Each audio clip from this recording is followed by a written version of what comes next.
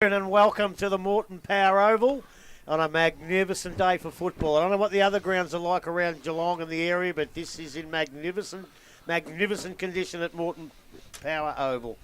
Today we have I don't know what that idiot Cameron calls him, but the Geelong Reserves player. He's here every week. Welcome, Dale Smith. G'day, Smithy. G'day, Grub. Yeah, nice to be back here again and under different circumstances this afternoon, but we'll get through the day and let's hope they can beep us out before we make any errors today. That might be a real bonus. It might be.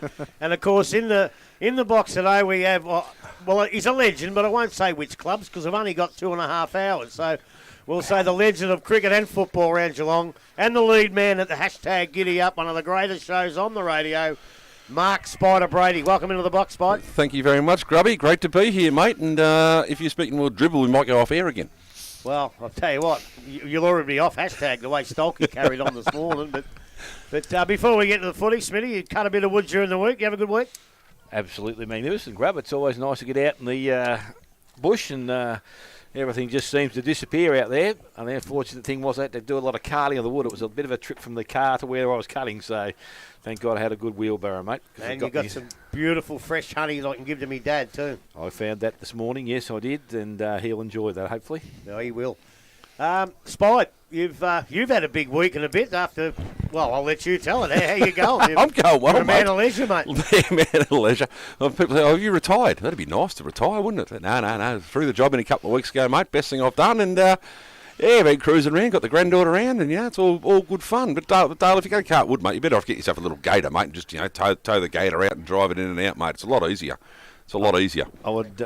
I would try to do that too, Spide, but it's not going that well. It's a little bit up and down where I was getting the wood this time, but got a good supply there, and I'll be heading out every Friday until the summer finishes, mate, I think. So I'm going to get myself in front for next year rather than chase it like I have been. Good idea, buddy. Grub, are we playing for the Dale Smith Cup today? I mean, he's a previous coach of both of these clubs. Yeah, previous sack coach of both of these clubs. He never got sacked from Bellpost Hill. There's one club I didn't get sacked from. Never got sacked from Bellpost Hill. Was a very good coach there. Just had to coach a bunch of ratbags. I think I mentioned that at North Geelong. If he had got us probably 5 years older, it might have been better for him. But trying more maturity. Trying to herd cats it was at Bellpost Hill for poor Dale back in those days. I can imagine. Now, we've started a bit late today, but that doesn't really matter because we haven't got an interview today. So I thought we might just get into the footy early and get around the grounds and give every club a real good go today. So if we might even go to the first game on the list here, and that's my blokes, Werribee Centrals versus the Geelong West Giants. Spider, what do you think? Well, I think Westby disappointed after last week, wouldn't they? They've had the advantage of the 3-year rolling draw. This year's probably favoured them very, very well, and you got a chance to finish top 3, and then you drop a game like that. So they'll come out smarting, mate. You listen to hashtag today, and those two knowledgeable folks from Thompson both tipped Werribee to win this game. It wouldn't surprise, but I think West are going to come out because they've dropped 4 points they shouldn't have. And the lead in the finals, you put yourself out of probably the top 3 race. You can push yourself down to fourth or fifth doing that because every other side in the 5 is going to beat North. They didn't. So they'll be smart and they will want to make sure it doesn't happen again. So their kicking's been their problem. Like 4-15 like last week. And as I said, I know the conditions probably weren't ideal, but North Geelong, change of coach, mate. It's amazing how much money you get to change of coach. I bet for Richmond, Dale, happens all the time when we play. It's just amazing that can happen. Even at that level of football. And again, that was it does. It does. It just seems to roll. So yeah, look, I don't think they will drop today, but they won't want to go up to Werribee this weekend and think they're going to just get a roll in the park, because if they do that, then they might lose. Now, the only thing I'm still interested in is that the big fella Bohm, is he back into their side yet? Back today, they tell me. Well, thank God for that. At least they'll have a ruckman to compete, and that might give them first use, but they're up against a pretty good one out there at Werribee as well. So yeah, he's a good kid. So it's going to be very interesting, but I think that's a week to come back. It's probably today, and if they're going to have any chance, they can't afford to drop any more on the way home. Not sure you want to see Dalton Grundle running off the ground, leaping the fence. Probably not what you want to be seeing as an Inverleigh. But no, you're right. You're right, Dale. First use of the ball. Grubby said the ground up there is in absolutely beautiful condition. There is every week. Oh, I love that ground up there. We've got covers on them, everything. Don't worry about that. What, you like in Sri Lankan cricket, mate? Yeah. Cover the whole ground. Yeah, no, it's in good condition. But I tell you what, West at one stage looked like an easy top 3 berth. And now if they lose today, they could well go out. They could go out of the could. 5. And I don't think they will, because I don't think Thompson will win a game for the rest of the year. well, Thompson might beat East today. You just never know. If Thompson bring their best footy, but we'll get to that. But yeah, look, I'll go for the Giants, even though my heart says go for Werribee Centrals. But as I say, 40 points. They're a game behind Bannockburn. Yep. But they've got better percentage, so they can still get top 3, or they can be out of the final. So they have to win this one today. Next game on the list is the one we're talking about: Thompson versus East Geelong at Thompson at the what is it? The Frank Collard John Mitchell Oval. It's called anything but Mitchell Park. The Frank Collard Reserve. Stolke just sent through a photo, and Mitch has responded saying, I'm not turning up. Well, I tell you what, he's a terrific bloke, Frank Collard. He's a better bloke than John Mitchell will ever be anyway. Have you met him? Because Mitch hasn't. No, me either. But look, another cracking game, isn't it? Thompson have to win, don't they? It's that simple. They want to maintain a chance of playing finals. East Geelong, probably disappointed last week, losing to Belpost Hill. That's twice they've beaten them this year, the Hill. So East are going to need to bounce back in the battle of the roundabout. So look, it will be a cracking game down there, but I think East will get the job done today. They'll need to play a lot better than they did last week, Spider, because I think we all sat back in the box last week and just assumed that at some stage they'd be able to play some really good football and get over the top of Belpost Hill. Now, conditions obviously didn't suit them, but again, you said they've beaten them twice this year already. Their matchup, I think even last year when we went out there, we did the East Geelong Belpost Hill game, and that was like a game that East Geelong had to win, and Belpost Hill beat them again at their own ground. So, bogey side. Yeah, they just had the wood over them, and they were able to do the things they needed to do. Timmy Barton with his strength. McLennan was still a really good player, but Timmy Barton just nullified that just a little with his strength in those contests because he could push underneath the ball and take it away. But they'll need to find a few more avenues for goals. As I said, they only kicked 6 goals in a game of football last week. So young Menzies is here again. There's another one. I don't pick up papers anymore. I don't think he's back yet. We're going to give him an extra week, weren't they? I think they said last week when we spoke to Shawnee O'Leary. So yeah, look, I think for both sides, Thompson one can't afford to lose the game, and again, East Geelong, they really need to keep winning if they want to finish in that top 3, and I can't see them dropping out of it. But as I said, if they drop now and then happen to play Inverleigh next week, I think it is, at their home ground, they drop those 2, they put themselves in a position they probably don't want to be in. No, you don't. You don't win too many finals from outside the top 3, do you? Yeah, grand finals. I can't see it this year, not this year, no. Oh, well, I can. I can't. I can if the conditions are bad, because if the conditions are really bad come St Albans, I still give Belpost still a chance. And they're going to come from outside the top 3. They won't get to the top 3. So if conditions suit them like they did last week, I think they can beat anyone in them conditions. Well, the way the draw pans out, mate, they could possibly squeeze in the top 3 mathematically they can. If results go their way. Yeah, mathematically they can. But Thompson's sitting on 40 points, plus a massive percentage behind them. So I think to lose today, they're in big trouble, especially if Belpost Hill can win today, and Giants can win today. Giants win. That'll be the end of Thompson for the year. But and I think they really have to win. But I think East have to win too after their display last week. I know what you said about Belpost Hill beating them and last year, but last year Belpost Hill were a better side. We expected them to beat East, and they did. Last week we went there, and we expected East to beat Belpost Hill, and Belpost Hill, as I say, conditions favoured them. And they were good enough to beat them. But I think East Geelong will really bounce back today. I don't know what state the Thompson Oval's in. Mitch said it was a little bit heavy. And that'll help Thompson. But I still think East Geelong have got the cattle to win that one. I always find the conditions of the ground funny. It's a winter sport. Yeah, it was when we played. But most of the games we see this year, I think West was all pretty ordinary when we saw them. But most of the grounds all year have been pretty good. But all of a sudden we get a couple of weeks of rain and the grounds deteriorate. That was the worst ground last week we've seen East Geelong, that conditions. Yeah, because of the water. And the Belmont and the West. And the West game. They're probably the only 2 that we've really seen that have been. Well, even West was just mud in the middle. The outskirts were good. Last week's outskirts at East East Geelong, they were up to the ankles in my boots when I walked across. So actually, the old shoes got a bit of a cone. Yeah, so that was lucky you didn't wear those new white ones you wore Grove last week. Spidey, you would have been surfing across. I'd lose me good thongs. Actually, I couldn't wear the new white ones, so I haven't got them. Oh, have you? No, I bought them off eBay. No, Wang Gitso or something, and I think it's a scam. I'm not getting them at all. I'm not getting them at all. When the postal address says Nigeria, mate, you don't buy it from there. Germany. Germany, I found out they were from. Oh, that's okay. Righto. Cut this rubbish. We'll go to the next game. Wow. Out at the Winter Resort. Well, we all said it was going to be cold out there, but such a beautiful day. It'll be a great day for footy out there to watch Belmont Lions take on the Corio Devils, Smithy.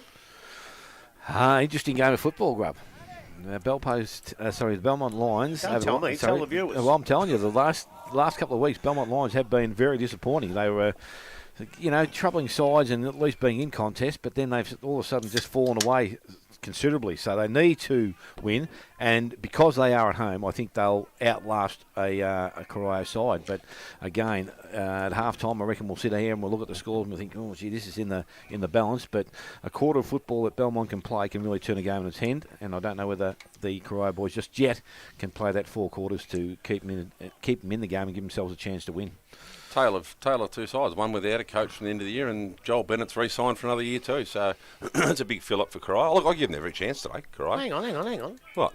Who said Belmont haven't got a coach for next year yet? They haven't got one yet. I heard that they're interviewing and they're putting out. But look, does that mean business won't be there?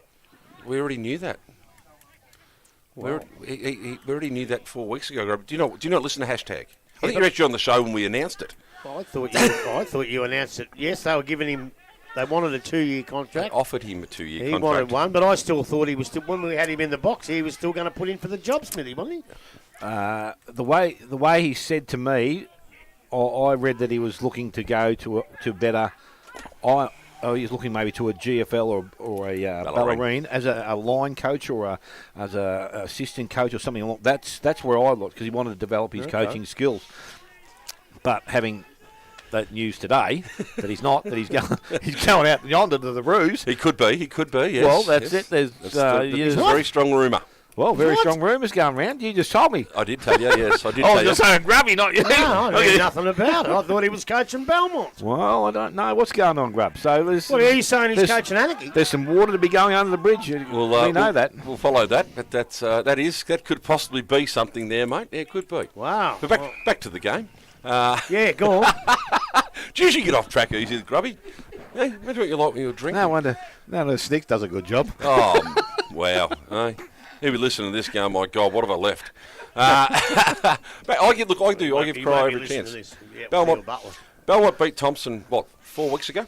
Yes. And haven't won a game since. And haven't looked like winning a game since. So, what did they beat North? No, they didn't beat North John before Thompson, didn't they? Yes. So, they've been very disappointed in the last few weeks. Obviously, Jarksy has announced his retirement during the week as well. So, maybe that'll give him a little bit of impetus. But I give Corio every chance today, especially on a smaller ground. Your 50-metre kicks from the centre are goals there. Yep. You're not dropping it 10 or 15 metres short. So, I give him a chance. I think Belmont will win, but it'll be a cracking game, I reckon, down there. Might be the most skillful game, but both sides will be in there having a red-hot crack. Oh, they'll be having a red-hot crack, all right. Corio going all right. I know they haven't got the results on the board, and I spoke to Darren about this, and I think I've said it before. Get your off-field right, which it looks like they have, but at some point, they've got to get some results. It's all right to sit back and say that they're going all right and they're trying hard and all that, but they've got to get some results. Now, stability with Darren and Joel signing again, that's fantastic. I honestly don't know where Corio would be without those blokes, to be quite honest. So they've set the tone, and they look like they're going to try and finish the job. And I reckon today's the start of it. I reckon today is, let's not get close to Belmont. Let's bloody well beat them. Because the way Belmont have been going, all right, you reckon they haven't got a coach. Well, they have at the moment. Yeah, but if he's not going to be there next year, is his attitude 100%, Bisso? I think if you are looking to coach elsewhere, you've got to coach out the season. He'll coach out the season. And actually do it properly. Will he have that impetus? Look, he's the type of kid that will. I think he will. And plus he's playing, so he'll want to play well. Yeah. Look, I give the Devils a chance, and for their sake, I wish it was back at the Devils' playground. Last week they were so close to Werribee at half-time, you think, right, here comes an upset. And like you blokes said, they fell away in the second half. They've got to play a second half. If they can play a second half today like the first half, they're a real chance to beat Belmont. Gives us a chance to say goodbye to Jarksy. What a great player he has been. mainly out at Bannockburn, where he won a medal for the best on the ground in a grand final. Yes. He's been a fantastic player. He's gone back to Belmont. He's been their best player. He's kicking goals in sides that don't win a lot of games. So he's been a fantastic player for GDFL, and good luck to him. And I'm going to go for Belmont just. Fair enough. Is that fair enough? Yeah, that's fair enough, mate. It's your opinion. Okay. Well, we might as well go to the next game on the list. Well, might as well. Yeah, he's a side without a coach as well. North Geelong versus Anarchy. Well, North Geelong surprise win last week. As we were talking about before, Whale, sack your coach, win a game. Seems to be a good formula. Yeah, well, yeah, You could do that every week, it'd be all right, wouldn't it? I don't know how the McDonald's look with the payouts from sacking your coaches, though. 18 coaches for the year. Yeah. 18 coaches. I'll tell you what, the bloke that's actually took over would be an ideal fit. He's pretty well respected around the club. He's been around the club. He's played at play high a level little at bit. North Shore. He knows his football. He could probably still play senior football. He's been running around the twos. Yeah, I know that. I've seen him today. We were out there against the Belmont Lions. But he is a bloke that's got a pretty good knowledge of football. And again, with the Brody, what's helping him out as well. Yep. Andrew Buse is still in the mix out there. Oh, so he's you've helping got, out heaps now. Yeah, I understand that. But I'm just saying, you've got a bloke that's respected and a bloke, well, Busey's obviously respected around the place anyway. So you've got, I reckon, a pretty good mix right there and there. So do they need to go and find someone? Are they looking for someone that's going to, say, bring in a Spider Brady that can bring 3 or 4 with him? I'm not too sure what their actual aim is in their football. Do the young blokes that have gone to North Shore this year, do they come back? Things can change fairly quickly out there if they won. I suppose you've got to get a coach, but I think they've got one. They just need to get the players, a few extra players. All those young blokes, Darcy Eels, young Toby Ryan went away this year. Corey Elmer was a young bloke I was talking about, not playing football. Yeah. The 2 blokes that have gone to North Shore, the 3 blokes went to North Shore this year, but one of them's an ex-Anarchy boy. So, you get those 5 kids back that are still mid-20s or that age group, or probably a little bit older. Throw in an extra tall, and they've got a pretty good mix there, I think. So, well, look, it is interesting, but does JB want to do it? That's, I suppose, what it comes down to. Well, he's pretty heavily tied up, and I think he's got something to do with the junior program as well. Yeah, so if he wants to do it, you're right. He's the ideal fit because he'll bring players. Oh, I would think so. He still knows, and you said he's so well respected around the club, and obviously they like the way he goes about it. Now, obviously, West had an off day last week because I don't care, you sack a coach, you can't change your style that quickly in a week, but it does happen a lot. But if he wants the job, then they don't need to go out. But and it makes things a bit more stable because obviously Hab and Paul Cotter are stepping aside into the That's year too. The big thing. So you lose your president and your director of football, basically, who've been doing the job for 10 years. Yeah. So your new president and that might want a new coach. They might, but this might also lead to stability for 12 months to give the new president a chance to find their feet. People can say they're ready for the role, but once you walk into the role, it's a lot different than what you think it is. Yeah, you bet. So, that might be the stability they need, even if it's just a 12-month thing, but you're right, well, what are his commitments outside? I mean, it's easy to say I'll do it for 4 weeks because it's only 4 weeks. You don't have finals to worry about and everything else to go. If he wants the job would be his, I've got no doubt. Yeah. He's a good bloke, Jaron Bryant, too. He like, is. His mum's a bit of a pest, but... Sorry, Jan. A lot of people say that about you, Grubby. But yeah, look, you go back to the game. Today, they should win today. And then suddenly he's 2-0. I'd probably retire if I was him and wouldn't coach next week. Yeah. Well, we saw him at Anarchy the day they played out there, and that was probably the best game Anarchy they played all year, and it took a long time for North Geelong to get over the top of it. Well, they didn't really. It was only 10 points. Well, that's what I'm saying. But it took a long time to get to that stage where they actually looked like they were going to win the game of football. So, one bloke won it for him. Parker. Luke Parker. Hit 5 or 6 and tore him to pieces. But there's the thing. Like they've won last week, so they've got that winning feeling, whereas Anarchy are now probably just grinding out the season. It's a nice cold place out at Footrot Flats and, getting their training and doing all that sort of stuff. They're just grinding it out. So North have got a bit of impetus. They've won last week. Now they want to continue that and they want to win today. So I can't see Anarchy getting within 10 points of them today. It'd be nice to see, but I think North will win. Yeah, I tend to agree. I don't think the margin will be anywhere near 10 points either. So I'll agree with the tip, but I'm not sure about the grinding out. There's a lot of blokes out there that want to win one game, right? Anarchy's run home says they may. If they play their best footy, and today's the start to try and beat North Geelong, they got Werribee at home The only home game of the second round the following week. Well, you thought they'd win the day they went to Werribee, and Werribee had you and I playing in their side. So yeah, and it was they were very disappointed. I gave Anarchy a huge chance to beat Werribee Centrals, and they lost by 4 or 5 goals, which I thought, gee, maybe they did play better against North Geelong at home. But back on their home deck, they're a chance. If Werribee's starting to struggle, if Werribee get beat today, they've got nothing to play for. And then I think they've got Belmont Lions in the last game. So they've got 3 chances to win a game. I don't think they will. I hope they do, either today or in 2 weeks' time, but not next week, obviously. But I think North will win today, and today's at North, isn't it? Yeah, it is, mate. Yeah. It is. Well, they all are because of the... Yeah, because their room's been redone. Except Werribee couldn't do that, so they'll be playing next week without rooms and canteens and everything out there. No, that's all right, mate. When St Leonard's come to the comp, we had the Atco huts to get changed in, so don't stress, mate. They can make it work. Well, that's fine. So we're all going for North Geelong there. Winchelsea versus Bannockburn out at the Gun Club spot. Interesting game. Listen to all reports. Winch were right in the game till half time last week, and we're playing absolutely fantastic football against Thompson. Sort of just fell away, as young sides tend to do. Banno, I think, too much to play for. They've been probably... their draws helped that they're sitting, sitting second or third at the moment, but they've had some horrible losses and some fantastic wins. It's just been a little bit inconsistent from them. This is a side that's going to challenge them and challenge them hard. But I think Banno bring their A game, they win today, and they start building towards finals. We spoke about on there this morning about the sides like Melbourne, that you taper your training off. Melbourne dropped a couple of games that they normally put in a loss, and they come and put in a performance like last night where they belt Freo over and Freo. I think that's where Banno are at now. They're starting to build back up again. I think they'll be far too strong for Winch and make a bit of a statement, I think, leading with 2 weeks to go, or 3 weeks to go to finals, and they'll win well. My biggest thing, I've never, I don't know whether I've not rated ruckman, but the importance of having a good ruckman at this level, like out today you got Luke Wilson, you're going to go against young kid Bernie. And you got look at last week, you had McLennan taking on Timmy Barton. Now, Timmy Barton's not ideally suited to the ruck contest. Today you're going to have Fulton and Cole coming up against... who rucks from out of Winch? Henry.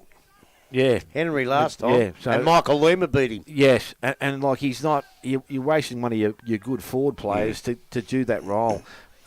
This is where the game changes for me now. As I said, I think they get first use of the ball from the centre, and as you said, Spot, with so much to play for now, they've got themselves back into third position, which up until West losing last week was probably a little bit iffy. They could have maybe finished fourth, maybe dropped out, but they have got a decent sort of run coming home the next 3 games. I think they got Thompson at home maybe next week. I think they go, and then finish North at North in the last game, which you would expect them to win. So they get through today.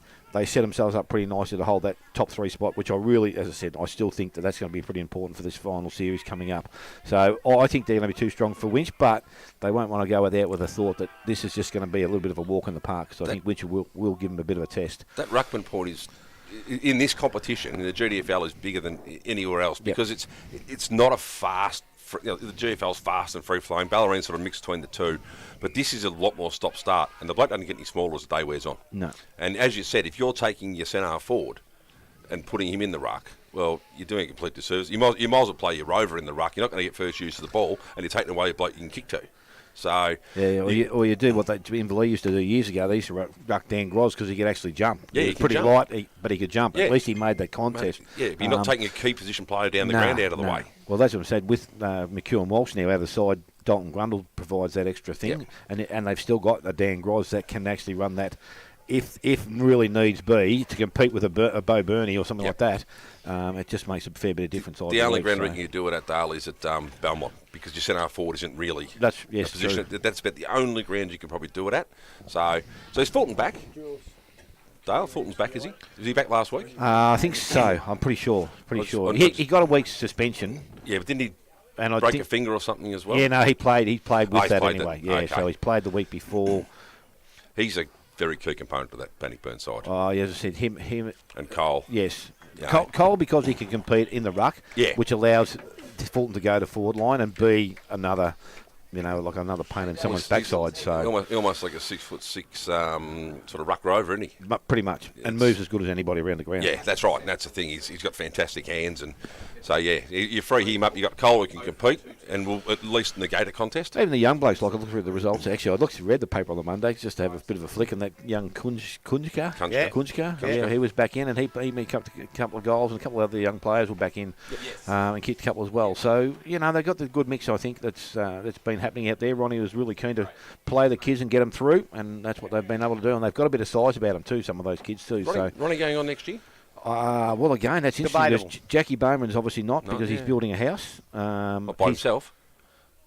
Well, he's doing it himself, is he? No, well, he's going to build a house. But Jack of all trades. Jack of all trades. Yeah. Jack of all Bowman. Yeah, so he's doing that. That's his objective next year, to get a house built. And obviously they'll be looking for someone else. But I think they've got the bloke there already if Ronnie stays on, and that Dan Measures to step into the gear and let Ronnie do the talking and Dan being the on-field leader. So I think he pretty much does that anyway. So between him and Jack. So, I think that's probably a good mix already. Again, it's already there, Spider. If they want to use him, he may not want to do it. If they can then go out and attract maybe someone else to come in to do that role, Ronnie would probably be gladly to step aside because I'm pretty sure he'd still love to go around, but I reckon he would step away if that was the case it needed to be. Well, that's what basically he said he's going to do. So if they bring a new coach in that doesn't want him, he'll just wander around and have a few beers and enjoy himself like he's done for the last few years. Yep. If they bring a young coach in that does want him, he'll gladly do it. And that's the type of bloke Ronnie is, and I don't know what they'd do without him out there. He does it at Lethbridge Free Club too, exactly the same. He does it 12 months of the year. Yeah. So, and that experience, he said a young coach would be fantastic. Yeah, instead if you get an older coach who has his ways, he wants to do it, and sometimes it's better for someone like Ronnie to step aside. And you said he'll just wander back up to the Matty Giles bar and he'll be quite happy. Yeah, well, exactly. And I think Bannockburn will win today too. Yeah. Oh, good. Just more put it. I hope they win, and I hope they go right through. That'll just show us all what a goose Tommy King really is. I've taken this very much down the hashtag path, haven't I, mate? Where things just don't seem to run the schedule. Yeah. Right. There's only one game left to discuss, and the Inverleigh boys have already run out onto the ground to play in it. But before we do, Inverleigh 11-16, 82 have defeated Bellpost Hill 5-3-33 in the second. So, boys, what's going to happen here today? Well, I've come for a really keen contest, mate. Just when I drove in with you, Grub, looking at the ground, going, wow, we're going to actually have a decent contest. No mud, no anything. It's a beautiful day for football out here. The ground is in exceptional condition. So, obviously, there's a few big outs in both sides, not just Inverleigh. I think what Inverleigh got 6 or 7 out. Do we say? Yeah, I think we could name 7 players that on the record there I had before. Oh, Grubby stole the record. Grubby stole the record. You can have that back. Yeah, well, you had Nathan Mays running around in the seconds here just a minute ago. And if I can just get my brochure open. Mickey Groz running around. You had Jared Love's not playing. You got McEwen Walsh has gone for the season. You got Jackie Filet that's probably going to be back first week of the finals. Best, yep. Mason Dixon, which I haven't seen. Best, he's not playing. Who? He's gone. Mason Dixon. Best. At best, I said. At best. Mason Dixon's, he's been out for some time, and whether he's coming back, I'm not too sure. And you got Scotty Condy that's I think he had a crook hand and then come back and did something to a knee at training or during the week.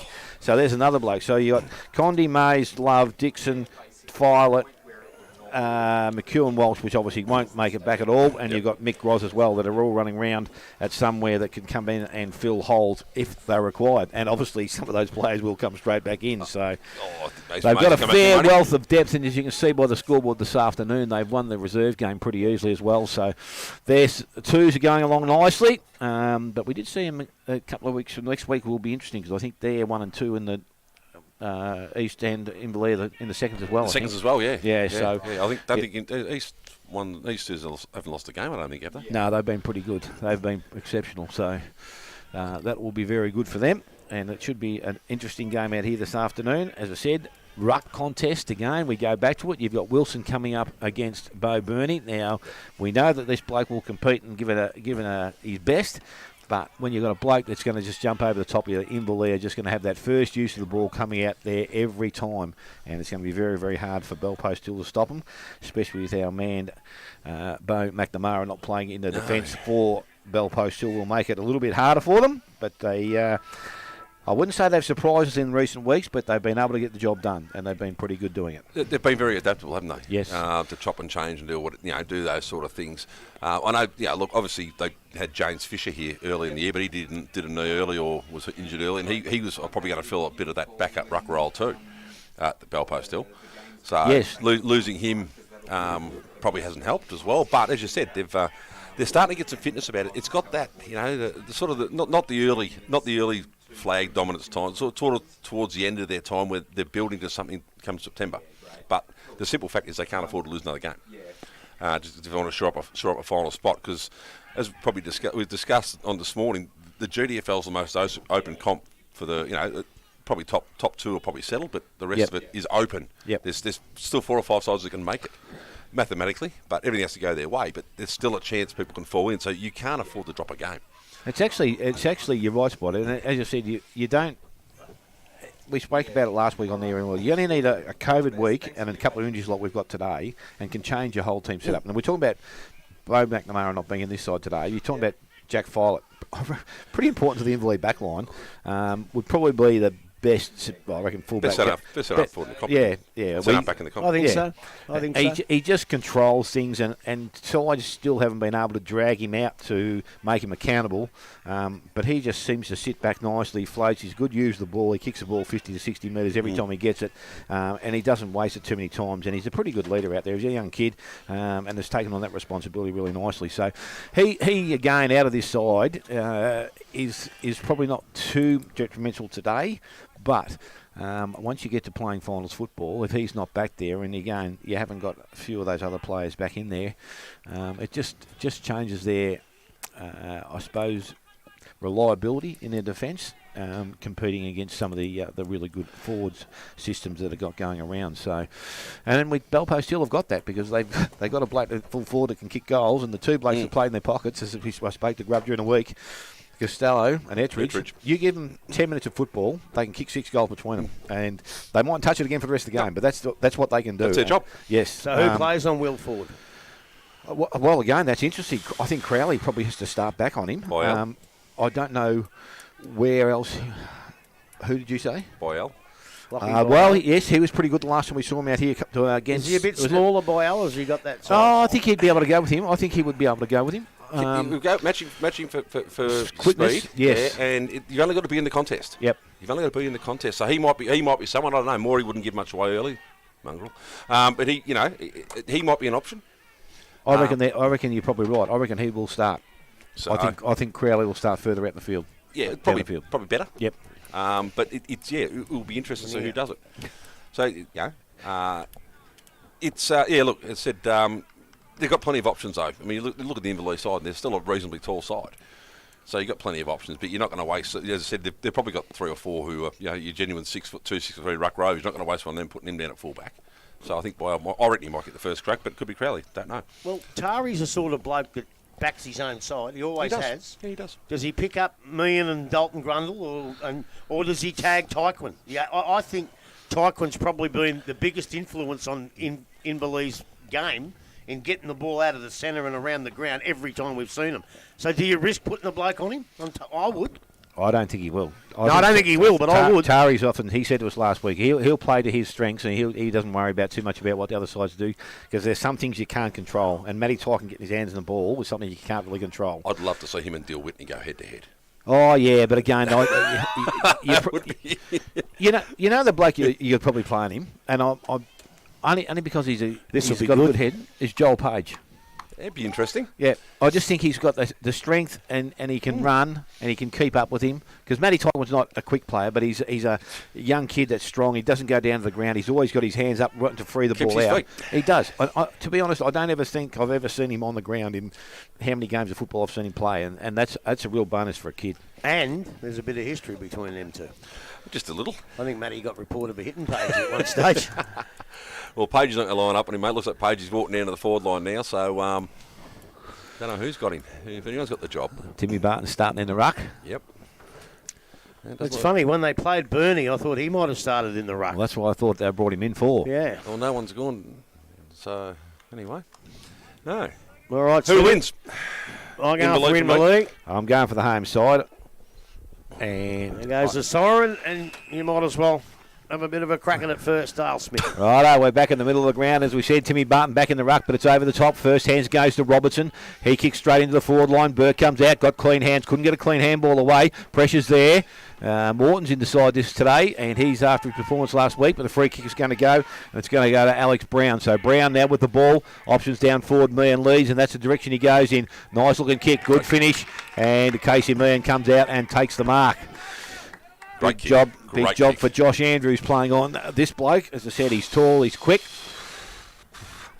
Geez, I like Josh Andrews too, but he's got his work cut out for him today, the boy. Well, the boys up the ground have got to do the work for him, don't they? Well, they've got to get back and cut those holes out like that, Spide. You get fed like that all day, mate, you're going to kick goals, aren't you? Or at least have shots at goals. Now, I don't like the umpires standing behind players when they do this, because they take one step sideways, and it's we're not playing that level just yet. So Meehan now with the first opportunity comes in at goal, and he has hit the post. Casey Meehan, so one behind to that player. That's the first score on the board. It didn't take too long. It's just over 1 minute. On the Eric Nichols Memorial. On the memorial. Memorial, he's still alive, Eric. My man kicking in from full-back. Basically now decides to play on. Comes Clubber inside. Grabbed. They must have listened to you because they bring it out this side. Now there's a bit of a push there. Had the hand in the back. Wasn't too bad. Free kick is going to go to Alex Brown. So Brown now again to push the ball back into the forward line. Goes to the forward pocket. Marcus not taken out there. Over the top of the ball. Grundle. He's on hands and knees. Picked up by Tyquin. Again, he's on his hands and knees this time as well, which doesn't happen very often. That's only because he was tackled and brought the ground. Ball runs over the boundary line. Going to have another throw in to take place. Took you 2 minutes to make a lie of you, Dale. Yeah, it did. And just while they're doing that, I better say that the umpires for today is Sam Chaston, who did a magnificent job last week. Paul McElhinney, who's done a pretty good job the week before that we had him. And Charlie O'Neill, I don't know. I might get Steve Keaton to text me through something about Charlie. So all the best, boys. Do us a good job. So the ball's now in the forward half for Inverleigh once again. Wilson's down there doing the ruck work over the top of Barton. Ball goes back towards the boundary line. Picked up there by Burke. Got the handball away. Missed Hutchison. Ball goes back over the boundary line. Just umpire has seen it and called it. Ball to be thrown back in again once from that same position as last. Still inside there, forward 50 Inverleigh. At least it's on our side of the ground, Dale. Yeah, magnificent. I said the glasses can still see that fast, Spide. Ball thrown up again. Basically tries to tap the ball forward. Did that nicely into the hands of Vettridge. Oh, he's well up the ground too. Goes towards Yates at centre wing. Ball is spoiled from behind. Comes to the ground. Picked up Staggard. Got the handball outside to James. He will run and carry the ball. Got the handball off. We used his teammate in Quinn. Quinn's looking around. He did some good work there. Morton's put himself under pressure. That was dropping the ball, and incorrect disposal. Umpire has seen it and called it. Another free kick going to Alex Brown. So he's had a number of possessions. Goes into their forward line. Coming out. Marcus taken by Hutchison. On the spin he goes low and flat, but only as far as Dill Whitney, and didn't have the elevation on the kick. Dylan Whitney will take the mark and steady things down for Bell Post Hill. He goes across the ground. Set basically a bit of a task. Ball gets over the top. Got plenty of time though. Goes back and collects it. Gets around the oncoming player there and goes short into the middle. Page comes up and takes the mark. So again, their possession football played well from last week, and again goes out wide. Nice kick. Mark is taken out there on centre wing. You're going to have to call it by because I can't tell who that is out there on the far side. Yeah, it is too. The run machine goes into the half forward line. Picks looking for Yates, but the ball is out of the bounds over the boundary line, and it's going to be thrown back in the forward half. So we've gone just on 3.5 minutes. It is Inverleigh on one solitary behind. Bell Post Hill yet to score. Cracking start. I think both those free kicks were there. Might have been one was a bit ticky touchwood, but umpire's making a stand. That's the way we want it to be. And it comes now. Wilson gets hindered, couldn't grab the ball, but now he grabs it out of the ruck. Gives a handball. Comes over to Inverleigh. Now they come now through the centre through Robertson. Robertson puts it over. I can't see as Hutchison, was it? Comes up towards the forward line. Almost a big mark to Inverleigh. It's picked up. It's going to be a free kick here. He's grabbed hold of him. It will be, I think it's gone back behind the play. Oh, it's back behind the play. Yep. Okay. In it comes now. Into towards the forward line. I tell you what, he's put it right on the teeth of goal. He's put it through. What a magnificent goal. Who kicked that, Smithy? Hutchie. It was Hutchie. I got him right the first time. Hutchie, a beautiful, beautiful goal. 1 goal, 1 Inverleigh. They lead Bell Post Hill. Yet to score on the... Which scoreboard? What scoreboard is that? Come the Fiend scoreboard. Yeah, there was a free kick paid, and then the ball burst over the back to Dalton, and they there was no advantage, so they called it back. And obviously no one being awareness. Hutchie left on his own, 50 out, left foot, beautiful, straight through the middle. Inverleigh away. He's a good kick of the football, always has been, Hutchie. Ball in the middle.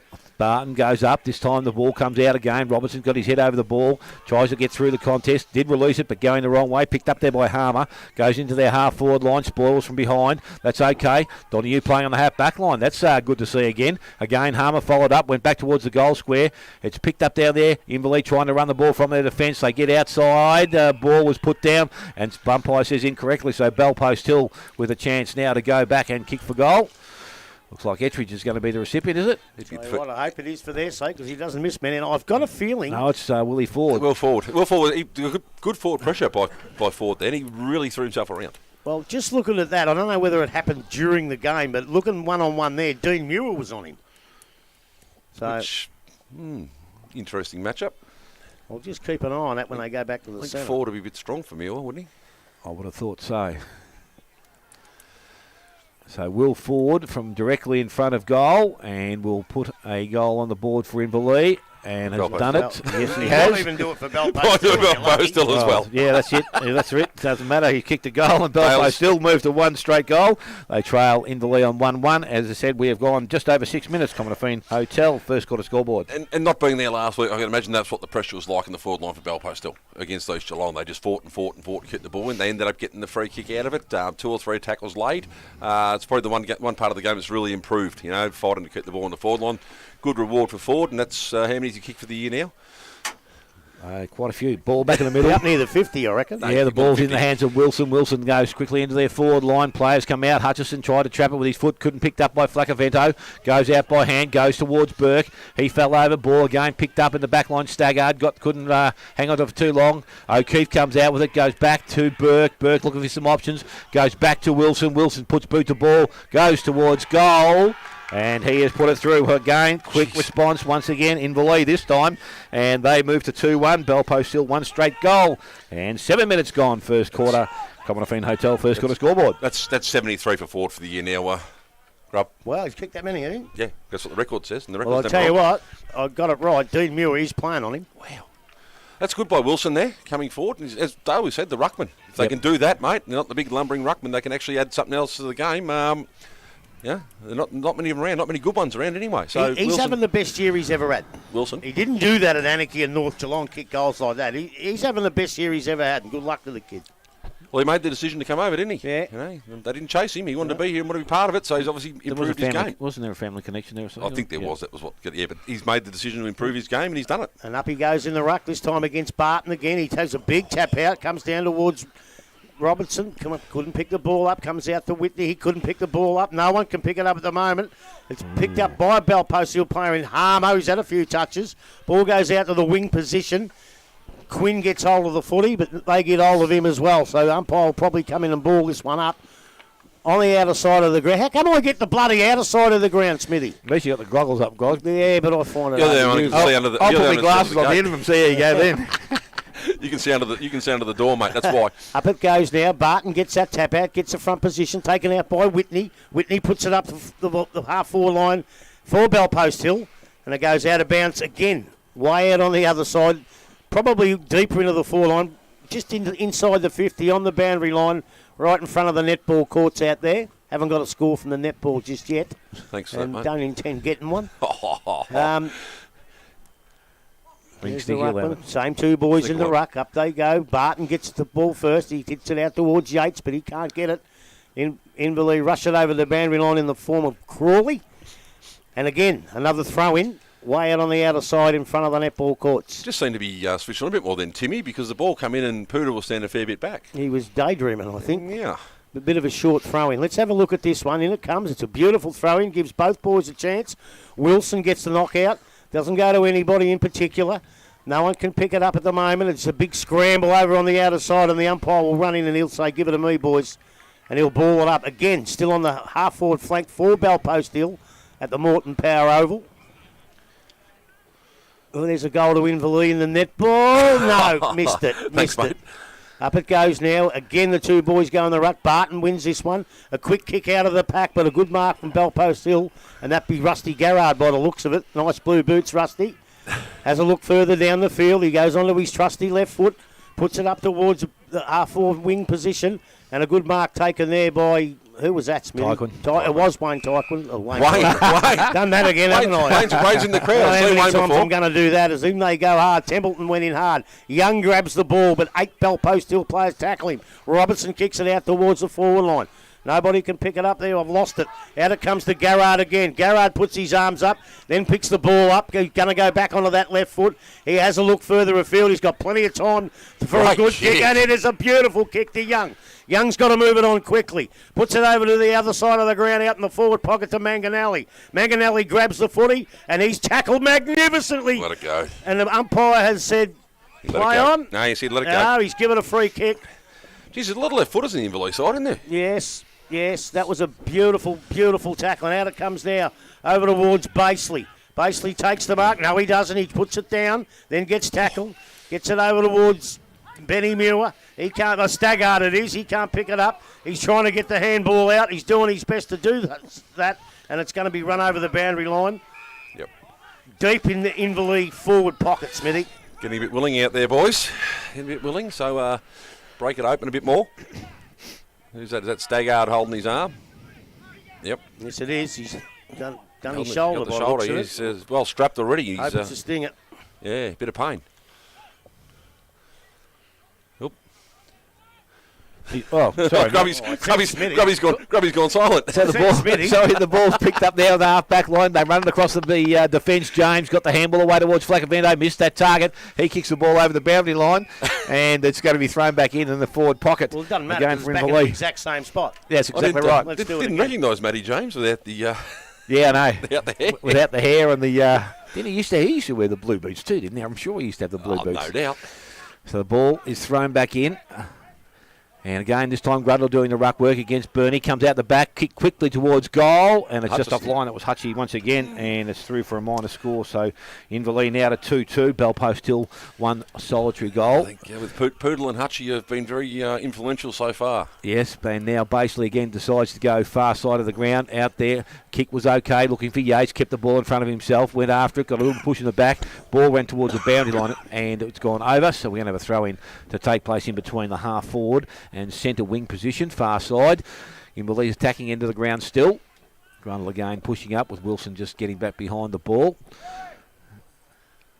Again, that big body behind the ball, eh? Yep, so it goes down now, picked up and cleared away. And they work towards the centre wing position. Marcus taken out there. That's great. That's Costello. And he's now on centre wing looking for some options further down the field. He's got options inside, but he goes short along the boundary line. That's okay to Man. Man now turns. He decides to go long towards centre half forward. Spoil was made. Ball comes to the ground, picked up by Morton. Kicked the ball across the ground. Has a player in the pocket. Looks like Whitney wants to get back on the left foot. Kick was smothered. Gainwell runs back towards the boundary line. Inverleigh now with some numbers around the ball. It's picked up. Tackle. Oh, he actually walked through the tackle and must have gone over the boundary line in doing so. So the umpire is going to call it back, and we're going to have a throw in pretty close to the scoreboard here at Moreton Power Oval. Might be why he walked through, mate, because he'd gone over the line, so no everyone stopped. No one else has Never stopped till the whistle goes. Yes, ball thrown back in very quickly. Ruck work is done. Ball taps back, picked up there. Handball was okay. Picked up. Whitney got a little boot. Didn't travel too far. Picked up again. Bellpost still continued to work the ball forward. Picked up again. Goes back towards forward, and in the pocket he has taken the mark. So Will Ford with another opportunity. Too big and too strong. Yeah, no, that matchup's not working. Better speak to the man on the boundary line there, Grub. I'm not going to just yet. Well, I think it's wrong, but in that situation, too tall. A beautiful kick when he's already in front. I didn't give anyone a chance to stop and move forward. It wasn't a beautiful kick. Yeah. It was a mongrel kick. He was in front. It's just, I just don't think the matter. They've gone forward twice, and he's been in front too strong twice. With a banana. Will Ford has nailed it. He's got his second for the afternoon. And Bellpost still their second. They are two straight. Inverleigh 2-2. We have gone 14 minutes. Commonafine Hotel first quarter scoreboard. 2 forward 50 entries for Bellpost still, both to forward, both resulting in goals. Whereas Inverleigh have had it forward for probably 80% of the game and haven't rewarded themselves. So I think, as I said, Poodle and Hutchison, so Wilson and Hutchison are doing what they want, but there's not finishing off. The Bellpost defence is holding up pretty well at the moment. If it continues that way, it'll be good. But you have a feeling the floodgates might open if they get a couple in a row.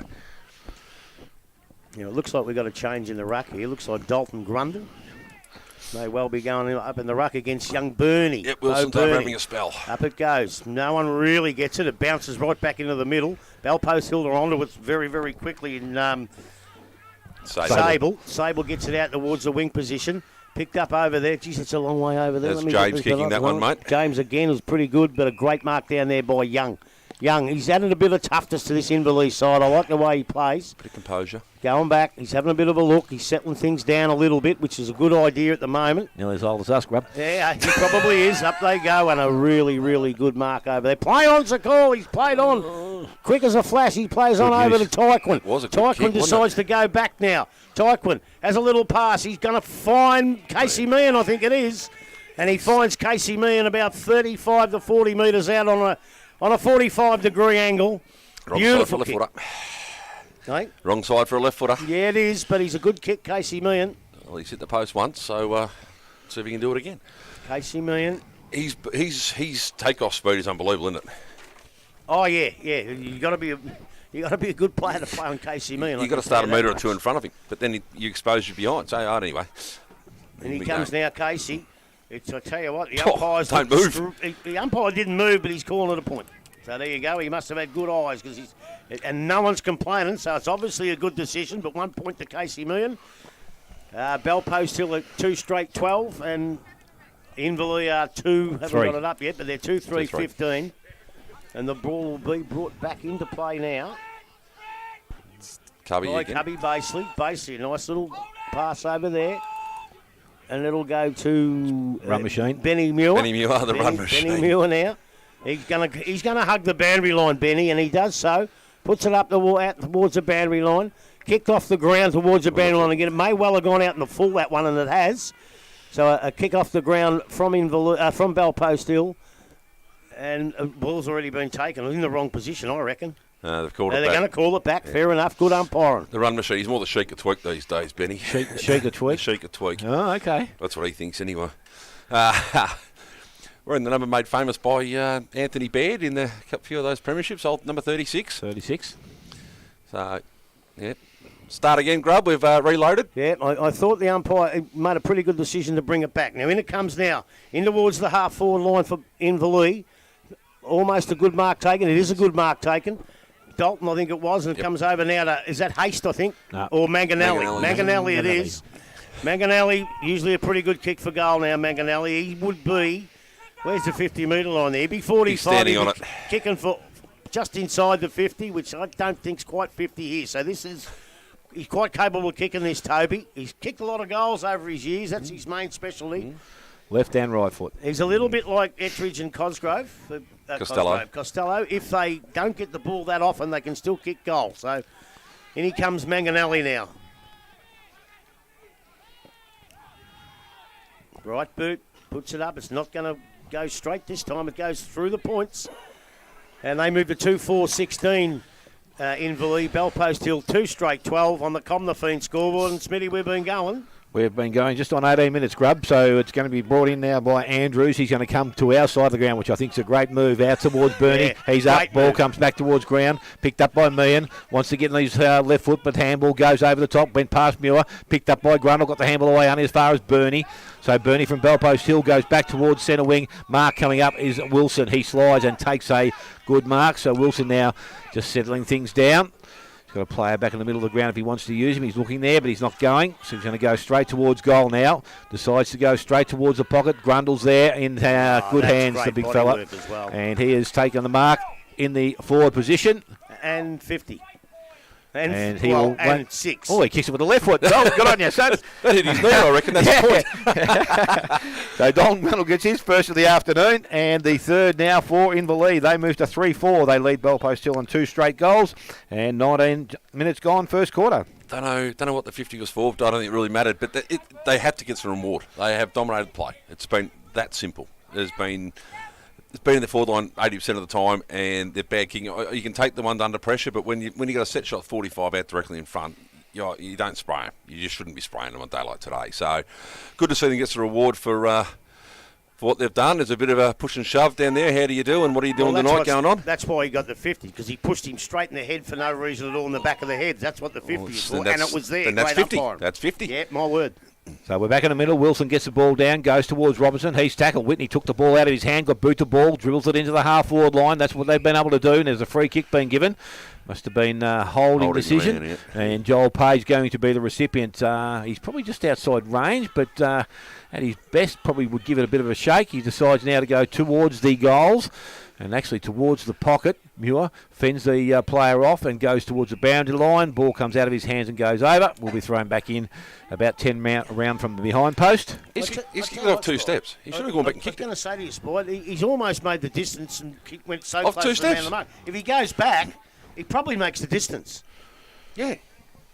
So, yeah, take your time. You know, you can kick him. With a proper run in and do everything right. You're better off landing at the goal square, mate, than out of bounds.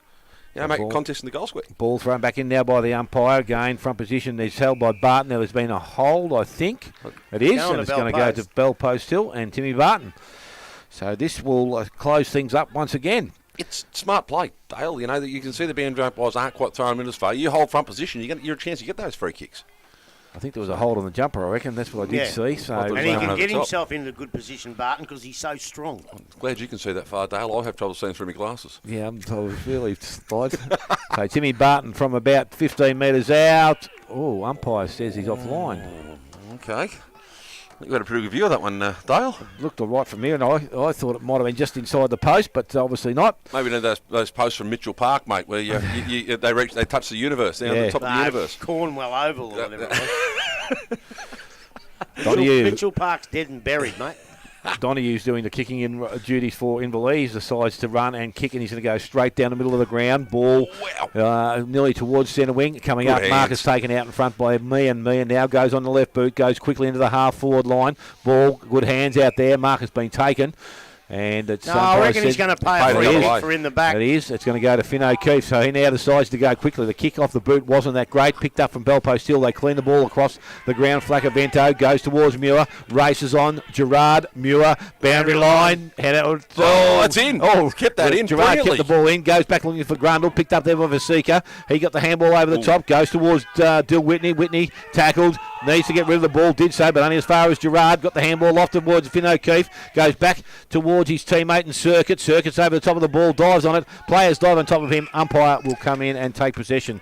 And we'll have a ball up to take place inside forward 50. The old scramble ball's gone, hasn't it? You used to get 50 out and panic. You kick the ball as long as you could and put the pressure on the defenders.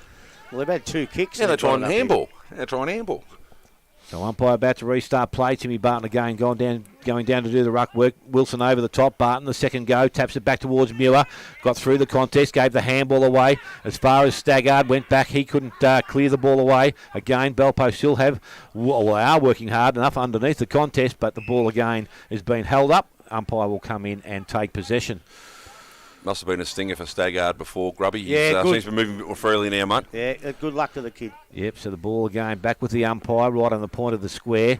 Wilson up over the top, but Barton got the handball. Harmer knocked it further afield. Goes towards Gerard. He couldn't stay on his feet. Ball comes out to the Grosdanowski.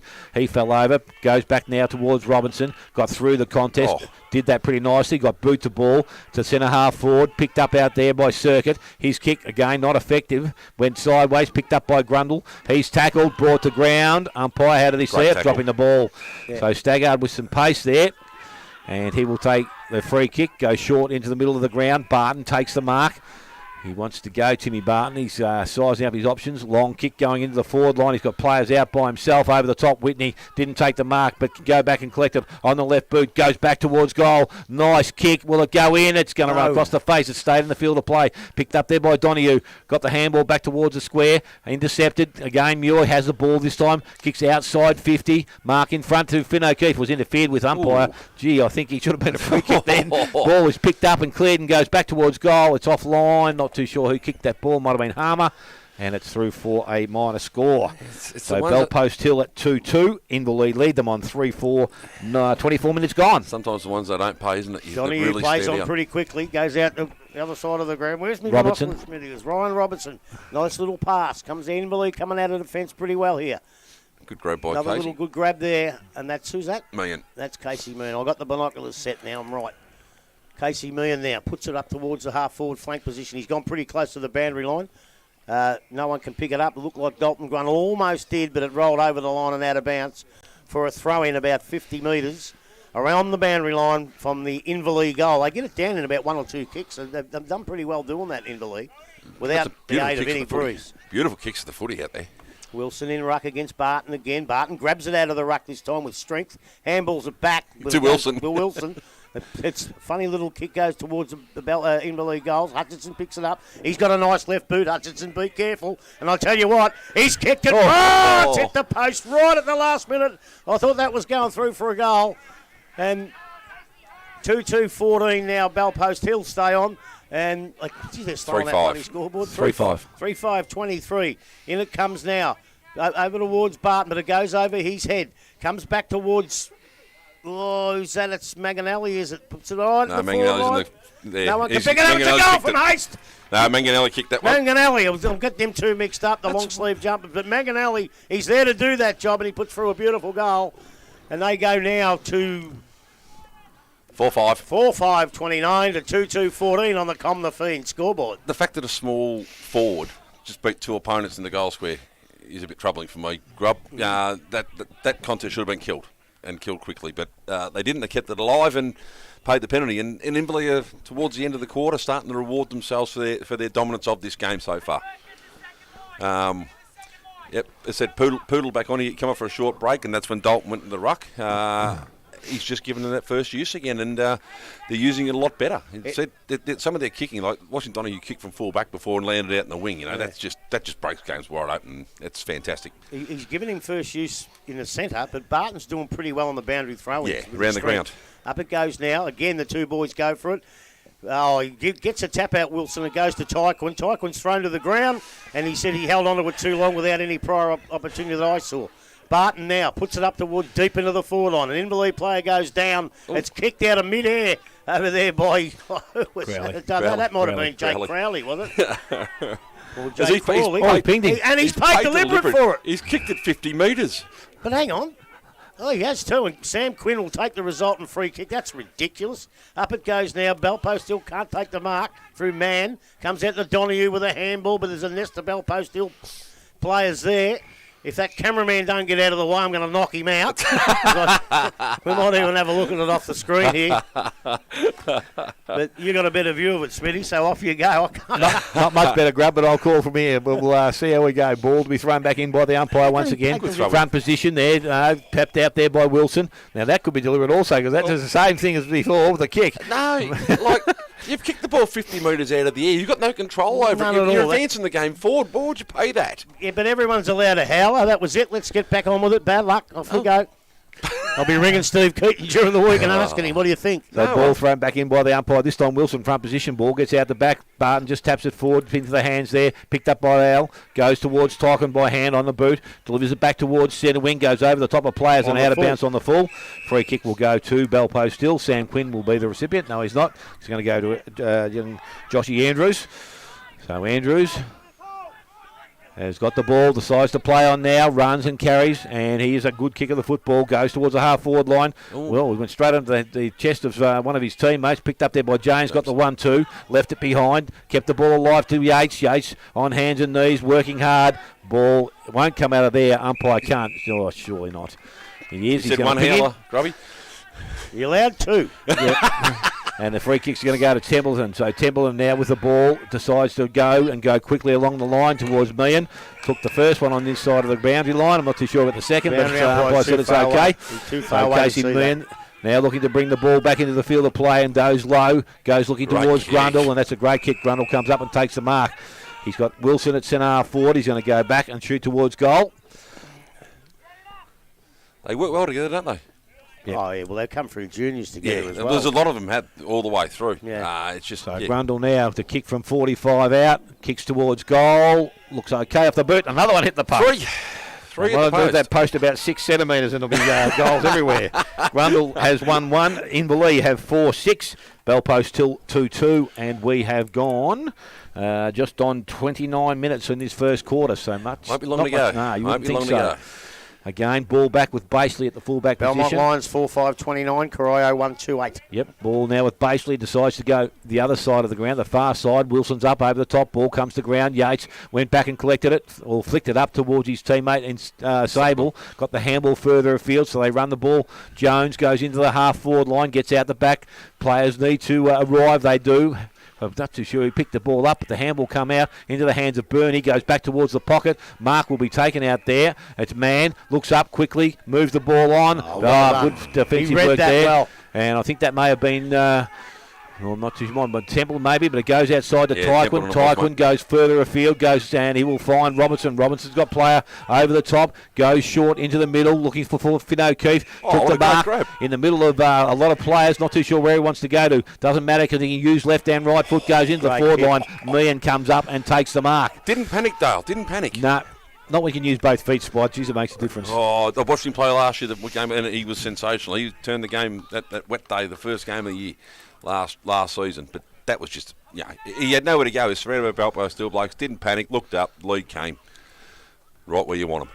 So Casey Meehan, another opportunity here, has two behinds. You would think at some stage he's going to find his mark, and on the siren has a chance to kick the goal. Loads up, goes long, and he has found his mark right then and there. Casey Meehan with his first of the afternoon. Inverleigh with their fifth. They move to 5-6, and Belpo still on 2-2. And at quarter time, goal kickers for Inverleigh. All singles to Hutchison, Wilson, Meehan, Grundle, Manganelli. And the two goals for Belpo still are to Will Ford. We'll take a short break and we'll come back. Spider Brady will go through all the first quarter action here. You listen to 94.7 The Pulse, your home of local football.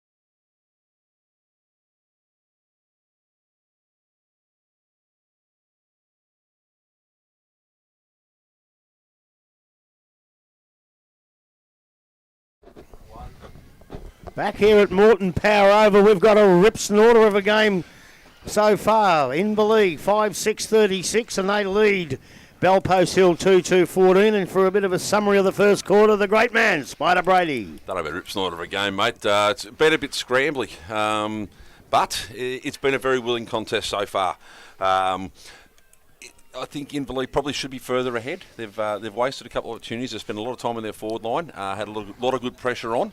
Their midfield are on top because Peter Wilson is giving them first use of the ball. However, as you pointed out, Grub, that Timmy Barton's probably winning the duels around the ground. The boundary line throw-ins, and he's giving his players the first use of the ball. They just can't seem to break free, Bellpost still. The couple of times they've managed to break it open, they've put the ball straight down Wolfort's throat. He's kicked both their goals. But Inverleigh seem to have more avenues coming down the middle and then going forward. I think Dale said there's five goals they've kicked, there's 5 single goal kickers. So the avenues to goal seem to be a lot more variable for Inverleigh. They're kicking them further out. Hutchie's obviously been pretty dominant, I think. As I said, Wilson's been very, very good. Robbo's been very, very good going through the middle as well. Then you got Casey and Grundle down the forward who are doing a good job. On the other side of the coin at Bellpost still, I think Timmy's battled really hard. He gives a really good contest, and for me, he's probably their best player at the moment. Young Andrews he's got his hands full with Casey, but he's sticking to the task, and he's actually doing a very, very good job, I think. Yates, what do you get from him every week? He just cracks in, has a red-hot dip. Dill, while he hasn't been as polished as normal, has had plenty of the ball. Matty James the same. I didn't realise it was Matty James with the haircut. And obviously forward to kick the 2 goals is presenting, but he's probably not going to get many opportunities, I don't think, today. So he's going to have to lead hard and double back. The matchup, I don't think, with Muir, maybe they'll change it in the second quarter. I don't think it'll work, but Bellpost still need to work out a way if they start roving off Wilson rather than starting as you watch them when they line up middle. They're standing behind their opponent. Wilson's getting first use of the ball. Inverleigh getting a chance to push it forward and move it out. Either stand side by side or work yourself in front and rove off Wilson and give yourselves every chance. It looks like that Timmy's not starting in the ruck this time, so away you go, gents. Well, let's go for Smitty, eh? The ball to be started by the umpire in the middle of the ground. Again, this time over the top. Wilson gives first touch to Robinson, and again the ball comes from the centre out very quickly, goes towards Hutchison. He comes up. Well, we had a fair whack of it. Umpire said he's going to pay that. And again, this is a kick that Hutchie can get. Maybe 10 years ago he might have slotted it right through, but 5 years later he's still trying to do the same thing. But a good lead and present up there by Burke. Mark is taken, and he will go back, and he kicked a bag full of goals, I think, the last time we saw him. He's got an option. He's got Meehan come out, and again, Bellpost still not filling the hole back there, and Casey Meehan now is well and truly within range and can go back.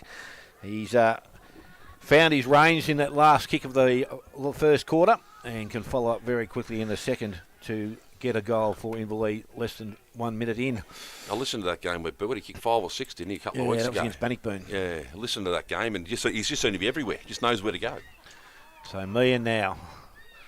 I reckon just the left-hand post and let the wind do the work. He's kicked it there, and he's just left it a bit to the left. He has 1 goal, 3. Inverleigh have 5-7 now, and they leave Bellpost Hill on 2-2, as we said. 1 minute gone in this second quarter. Looked like he was going to do the Barry O'Toole celebration for a second then, didn't he? Broke off to the right. What scoreboard's that on? There's Buckley's Entertainment. Buckley's now. Yes, the ball out quickly towards centre wing. Picked up out there. Again, Inverleigh with some numbers around the contest. Handball comes back inside. Tyquin feeds the ball out the back. Cozzy read that nicely. Interception. Handball was given. Umpire said it was a throw. And it's going to come back. No. Now he's pointing the other way now. Oh, yeah. Now he's got the hand up the right way. That must way. be the young bloke you don't know, Grub. No, I think that's young Chaston, isn't it? Yeah. Oh, it is too. So Gerard now has got the free kick, and he'll bring the ball back for Inverleigh. Goes short, option towards Tyquin, takes a mark, doesn't let him down. Running player coming past. Didn't use Robertson, but he goes short over the top, and again Hutchison presents up, and it takes the mark below the knees. A little bit lower, and that might have been a bit of trouble for Hutchie, I reckon. It's a great pickup, wasn't it? Oh, yeah. It was a great pickup. Geez, Tyquin, you're right. He's very balanced, isn't he? Yep. Can he kick the ball like his old man? Oh, yeah. Not quite, but not many people I've ever seen play football can kick it like Wayne Tyquin. I don't disagree with you, Grub, but he's, yeah. But this kid can kick it. Don't worry about that. He's a beautiful kick. So Hutchison now to kick from about 45 directly in front of goal. Loads up. He's already Goes gone. long, and he goes very, very straight. He has 2 goals for the afternoon, and the 6 now for Inverleigh. They are 6-7. They lead Bellpost still on 2-2, and 2.5 gone. Buckley's Entertainment Centre, second quarter scoreboard. I'm going to start, gents, to the second quarter, I think. That first use out of the middle again, and the pressure that Inverleigh are applying. Everything Bellpost is still just kicking. They're made to kick the ball, pressure kick the ball. They can't balance. They don't have time to settle. They're just kicking the ball long, and Inverleigh have got the players everywhere they need to be. So they need to bring it this side of the ground, so it's a bit easier for you blokes to call, I would have thought. Might be a half-time speech that needs to be had. I've already made that comment. Yeah, well, no one listens to you, Grub. That's the problem. We'll send Dale in to do it. Back in the middle now, up they go. Big Wilson and Bernie, there's a big rise on him, gets the tap out, but it doesn't go anywhere. It's back in the middle there. Umpire decides someone's been grabbed too high. It's going to go to Bellpost Hill, and it's going to go to Dylan Whitney. Now, Dylan Whitney now, he's on the left boot as usual. A beautiful kick. What a lovely kick that is. Good mark from Bellpost Hill. Up Page. they go now. I think it was Joel Page, but it looks as an Inverleigh player down in the backside. Yates misses it. Almost a mark in the goal square. A kick off the ground. There's somebody down hurt here. He went down before the ball got there, so whether he fell or whether something untoward happened, we won't see it because I don't reckon the video will ever get that. But he went down early, and the Crowley. ball. It's Crowley, is it? Cookie running out there. Huh? Now they're going to hold the play up a little bit here. I was a bit worried there. Dill Whitney gets that free kick, and he's more worried about the bloke who was standing a couple of metres behind He him wanted rather the than turn 50. around. Yeah, rather than turn around and looking up straight away. Let the umpire the game. It's Yeah. as simple as that. You know, they don't tell you how to play, so let the umpires umpire and go from there. So who's that beside the point post of the ball? Groz has got the ball at the That's- moment. No one's seen what happened there, so. Well, he's going to come off the ground by the looks Well, of it. the way the Inverleigh boys were yelling out from here, something must have happened that we didn't see. I saw him go down. Yeah, I seen him but down just on the saw him ground, but- when he hit the ground. I didn't see what happened. No, I seen him go. So in it comes, that's a shocking kick, and it goes straight down the throat of Joel Page. And that might have been, it wasn't Dean Muir. I think it might No, have that was Grozza. been Ossie kicked Grozza. that. Yeah, it was Grozza. That was Dan Groz. That was a horrible kick. Yeah, not normally what he would do, but now Joel Page has got a mark, and he'd be only about 35 metres out. Directly in front. Almost, well, would be directly in front. And here's a goal that Joel Page wouldn't normally miss, and by crikeys, would it be a real needy goal for the mighty Panthers. As in he comes now, Page. Very deliberate, takes his 30 seconds, kicks it. Oh, he's put it high up in the air. He's put it too high, and I think it's drifted away through the points. Gee, he kicked that high, and he didn't even run too close to the man on the mark. But Run that's up didn't look good at all, did it? no, Even the one from the last one here, Yeah. he kicked forward. That one, Yeah, it that just high. didn't. And he is a beautiful kick. yeah. So 6-7-43, Inverleigh will stay on. And 2-3 to Bellpost. 2-3-15 to Bellpost Hill. Out it comes now. Donahue has it. Almost touches it on the ground and decides to handball it instead. I don't know why he did that. Comes out to Garrard. He couldn't get the footy. He gets him a little handball, and that'll go out towards Byell. Byell kicks it back. Comes back to Bellpost Hill now. Puts it back in towards the centre half forward position. Almost full forward. Yates couldn't quite take the mark again, and it goes back on to Byell again. He picks it up. He kicks it back towards the boundary line, and a good mark there. And that's taken by... Templeton, I reckon. Yeah, it is Templeton. He puts it out now. I think Byell's got the job on Yates, by the look of it. Yeah, he may well have now. That looks like the boy out there in circuit, I think, the recruit that hasn't played a lot of footy. He gets it across to Garrard. Garrard now, he's got a little left foot pass. It's going to go close to the boundary. But Hutchinson takes it now, marks it, gets onto the left boot, puts it long down in past the wing position into the half forward spot. Nobody can pick the ball up. It's tapped away. Over goes the circuit again, I think, was it? Yep. It was, but the ball beats him just over the boundary line. Little scrambly at the moment. Both sides just a little unsure, but you said some of the kicking's been terrible, hasn't it? Yeah, for the weather. And probably perceived pressure because it didn't seem to be a lot on it. As in comes the ball now. Up the boys go, Bernie and Wilson. Wilson gets a nice tap out to Tyquin. Tyquin could have got a free kick there for a head high, and he did. Good umpiring decision there. Goes to Matty Tyquin. Tyquin looks further in field. Yep. Looks forward. He's holding play up. Kicks it now. Puts it in towards the centre of the ground. No one can take the mark. It might have been a free kick in the back there, though. And there was, and that might go to Dalton Grundle, I think. Yes, it is, mate. Certainly is. Dalton Grundle, probably too far out for the score, so he decides to put it in towards the forward line. Almost a mark. Great defence, Bellpost Hill. Ball hits the deck. 35 metres out from the goals. There's a great tackle. Play on's the call. Ball keeps going. Oh, he put the don't argue up there, the young fella in O'Keefe. Comes back here to Circuit yet again. Circuit. Oh, his handball buggers it up and kicked off the ground by Bellpost Hill. Comes out towards Muir. Can't take the footy. Ford can. Oh, great smother out there by Al again. He's playing a great quarter. Gets a handball away, and the umpire says... He's paid dropping the ball to... He pointed in Inverleigh's way, but I think it's going to Bellpost Hill. And now it's 50. He give it back to the wrong bloke. And now it's 50, and I don't know whether that umpire's good umpiring or not, because Will Ford's going to stroll in from about 10 metres out and kick the goal. And I thought he handballed the ball. The Inverleigh player threw it back to Will Ford, thinking it was threw it back to Dill Whitney. Dill Whitney, and Ford comes in and goes bang and says, "Thanks very much. I'll take that and add it to me 70 goals I've already got." I suppose if you play it on the bloke, you don't want him to kick another one. Do you? No. Try to the other bloke. Yeah, but it's too harsh a penalty, isn't it? I mean, there's nothing malicious or untoward about that. He just threw it back. There's three Bellpost Hill blokes stand there now. So what happens then? It happens next time. We just move out of the way and let someone who's not supposed to take the ball. So. Yeah, someone different. So it looks like 3-3-21 Bellpost will move to, and they trail Inverleigh on 6-7-43 on the Buckley's Entertainment scoreboard. It's just a big penalty. It's like there was a red card, was it last week before someone got sent off, and then by quarter time the umpire wanted to change his mind and couldn't, but you're down a player for the game. That's just a massive penalty, and I just don't quite think it was there. Maybe to the letter of the law, the interpretation, but you turn around and throw the ball back, and it's gone to a Bellpost Hill player in the full. There's no harm, no foul. Hand it off the right bloke and away you go. But as I said earlier, you're allowed 3 shockers. Yeah, well, that's about young Reece Burke out here running water for Bellpost Hill. So we're back in the middle.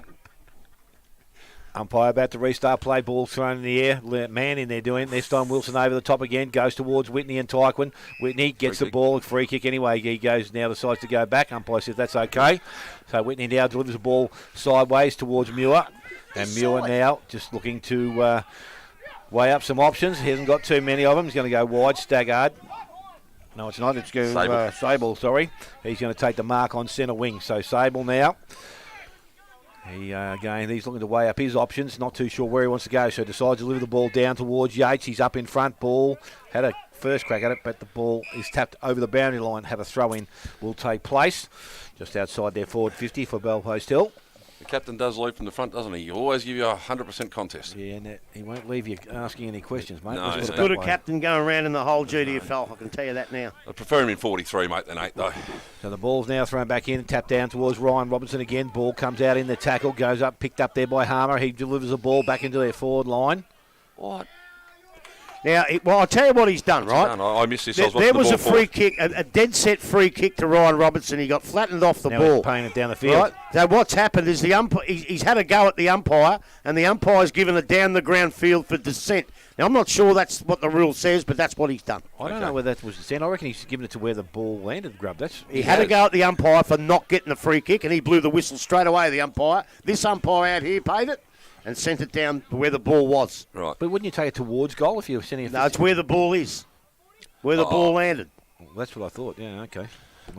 So Will Ford has 3 for the afternoon and can go back and kick his 4th.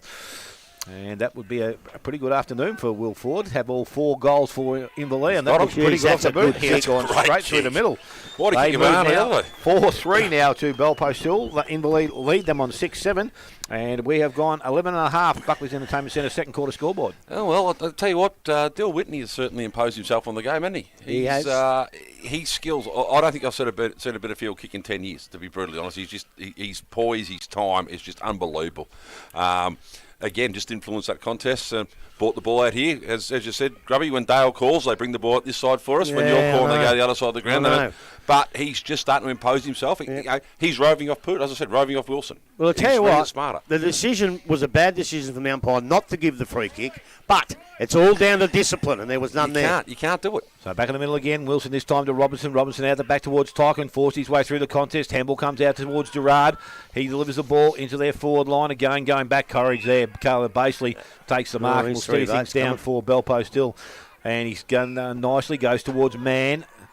He's going to transfer play, or was going to go far side of the ground, I thought. Now decides to come back club room side. A little bit of indecision has cost him, but the ball is picked up there, cleared away by Quinn. Got the handball away into the hands of Whitney once again. Goes across the ground low and flat. Great kick into the hands of Vasika, and Vasika now can go wider to Morton, or he goes straight up the ground. Uses that option now to Costello in some space by himself. Plays on, goes out wide. Target's going to be forward once again. Ball gets out the back. Ettridge is there. Ground level, can pick the ball up. Scoots it back towards goal. That's a great finish. That's what he's good at. A great finish. Cracking goal. Caden Ettridge has got his first goal of the afternoon, and that is the fifth for Bellpost Hill. They are 5-3, and Inverleigh now 6-7, and we have gone just on 13 minutes. Buckley's Entertainment Centre, second quarter scoreboard. That's a sensational goal, isn't it? They said that's what he's there for. They've created more chances. I said, I think Dill Whitney is taking control in the middle.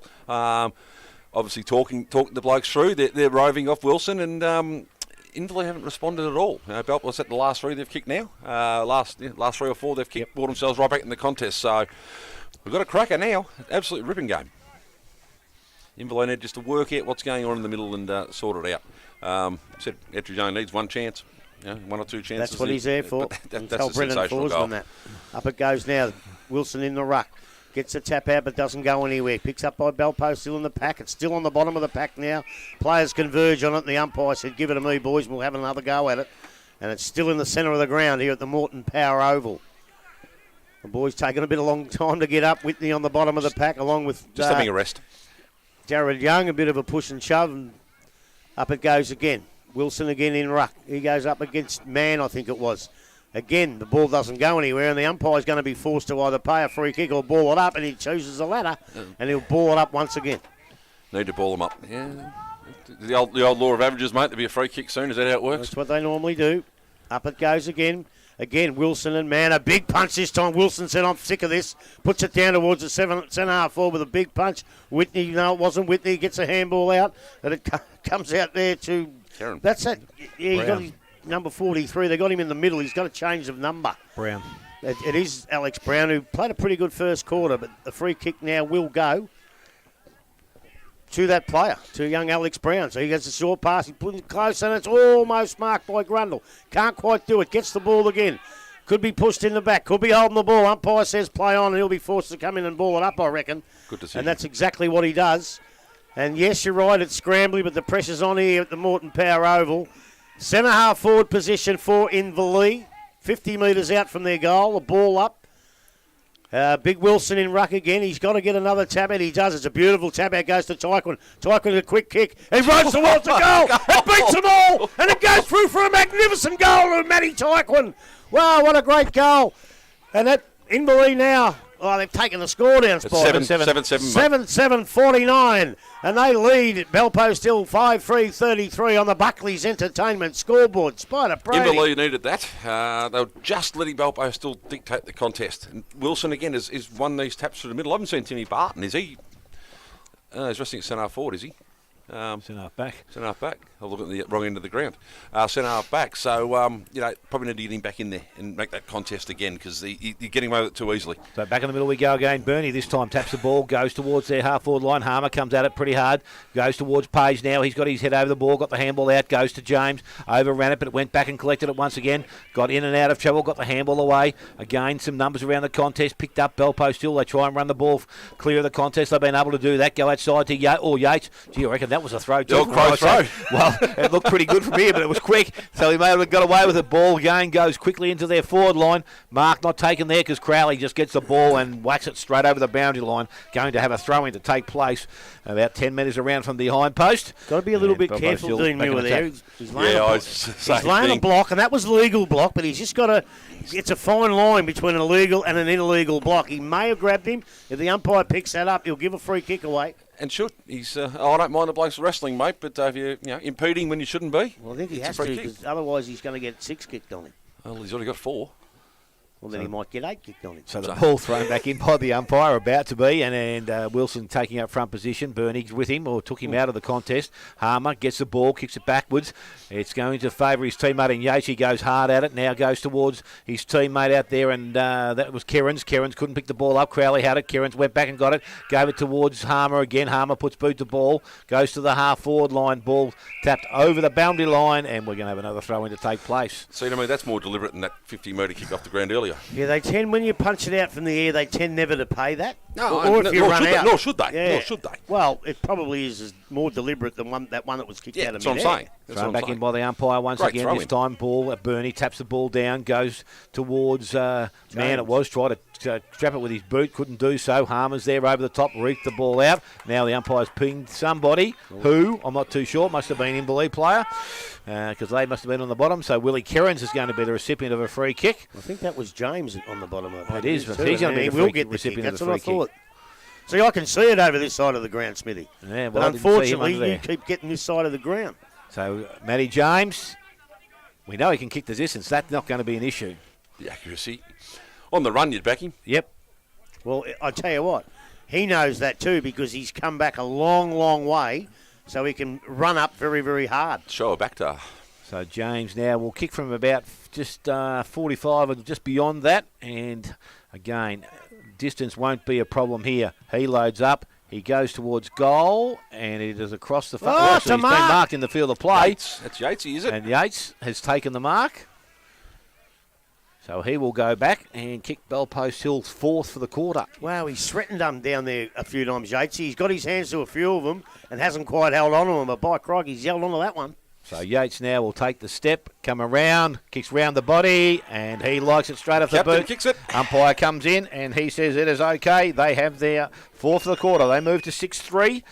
Inverleigh on 7-7, and nearly 19 minutes gone. Buckley's Entertainment Centre, second quarter scoreboard. Could be a bit longer a quarter, this one. There's been a few goals kicked, and geez, they're alive, aren't they now? Belpo still, I think I said at quarter time, and had the chance to become a blowout, but they've really fought well, really fought back well. Captain's goal at the end there, finish off the good work down the ground. So James has made a bit of a liar out here, Dale. Distance won't be a problem. Just lost his balance, or he almost kicked off the wrong foot. Yeah, I reckon he did the wrong. He came back to be able to run in and walked in. Yeah, but also, Grub, if you're going to go that far, it doesn't matter if you're going to kick the ball from 5 metres or 6 metres back from the man on the mark. It doesn't matter.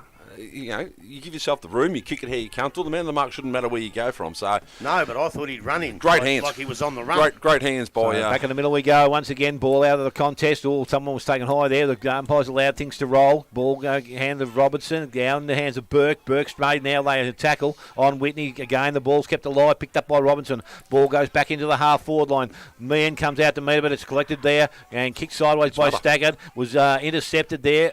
James back over the top of the contest. He is now tackled, sits over the ball. Umpire's circling. He is gone. He's going to pay it. So free kick is going to go to Inverleigh. Who's going to take it? It's going to be Circuit by the looks of it. They had to pay it. They paid it at the other end. Yeah, Brad Circuit. So Circuit now looks at his options, goes towards Meehan. Good interception there. Belpo still worked this time to get back into defence. Handball goes outside to Yates. He gives the handball outside further. Muir couldn't pick the ball up. Kicked off the ground there. Staggart kept the ball alive. Goes out towards Ettridge. Now on centre wing. Picked up by Quinn. Got the handball back. And it runs backwards. Oh, Sable did that nicely. And he kicks the ball back towards centre wing. Had a little bit too much width on it. Ball goes over the boundary line and is out of bounds on the full free kick to Inverleigh. They bring the ball back inside. Good interception there by Costello. Costello looks and goes up forward, and Muir this time playing in front. Will Ford was looking for the long one over the back there, I think, and the ball came up short. Muir takes a mark, plays on, goes back towards centre wing, out towards Bowman. He takes the mark on centre wing. He's got a player now short, uses that option, uses him. Robertson takes the mark. So a bit of possession football now for Bellpost. For Inverleigh. Slowing it down a bit, which is yes, good. Circuit makes into space now, and he takes the mark. So he's just attacking side of centre wing. Getting some scores there, Grub, are you? Yeah. That's good, because we haven't had anything through yet. So the ball now from Circuit, again short. This time Manganelli presents up. He takes the marks. They work the ball with 4 kicks about 40 metres down the ground, and now he decides to go a little bit longer into the forward line. That's Good a great pair of Donahue. hands. And it's Donahue who's pushed himself forward, and he has taken a mark at the true centre half forward position, and he can go back and will shoot for goal. Just something they needed, wasn't it? Just the bigger toe, but they did slow the play down and didn't blaze away, which is really good. I still think Donahue's looking for an option here. Excuse me, lads. So Donahue to come in and kick from about 45. He almost directly in front, as we said. Steps in, loads up, kicks long. It is offline. It won't even make the distance, actually. The mark has been taken out there. I reckon that's Andrews. He plays on and goes across the ground out towards Basely. Takes the mark in the back pocket on the far side of the ground from where we sit. If you sit down there, that ball side of the ground, he goes nicely towards centre wing. Again, getting back. Interception was there by Gerard, and the ball goes over the boundary line, and we're going to have a throw in. Great bit of reach. Just enough, wasn't it? Read it well, mate. Read it well. So, what have we got? 10-point ball game, mate. Yep, pretty close sort of game here. It's come back. Much better than we were thinking at quarter time. Ball to Bernie. He can't pick the ball up. He went back after, though. This time Wilson kicks the ball off the ground, runs into their forward line, picked up out there by Tyquin. Looks to go towards the full forward position. Meehan in front. Good spoil from behind. Burke's roving. Picked it up. Time to steady. Kicks round the body back towards goal. It has been marked. Has it been marked inside the field of play? Hutchison takes it, plays on, and misses. 2-3 to Hutchison. 7-8 now to Inverleigh. 6-3 Bellpost Hill. Just opening up a little bit. 23 minutes gone. Buckley's Entertainment second quarter scoreboard. There you go. You want the scores? You got Scores some from around the scores. grounds. Yeah, scores from around the grounds. We got North Geelong 7-9-51. Anarchy 4-3-27. Thompson 3-2-20. East Geelong 5-8-38. Winch 1-5-11. Bannockburn 6-5-41. Werribee 1-3-9. Geelong West 4-8-32. Belmont 10-6-66. Corio 4-3-27. Back here on the half-forward flank.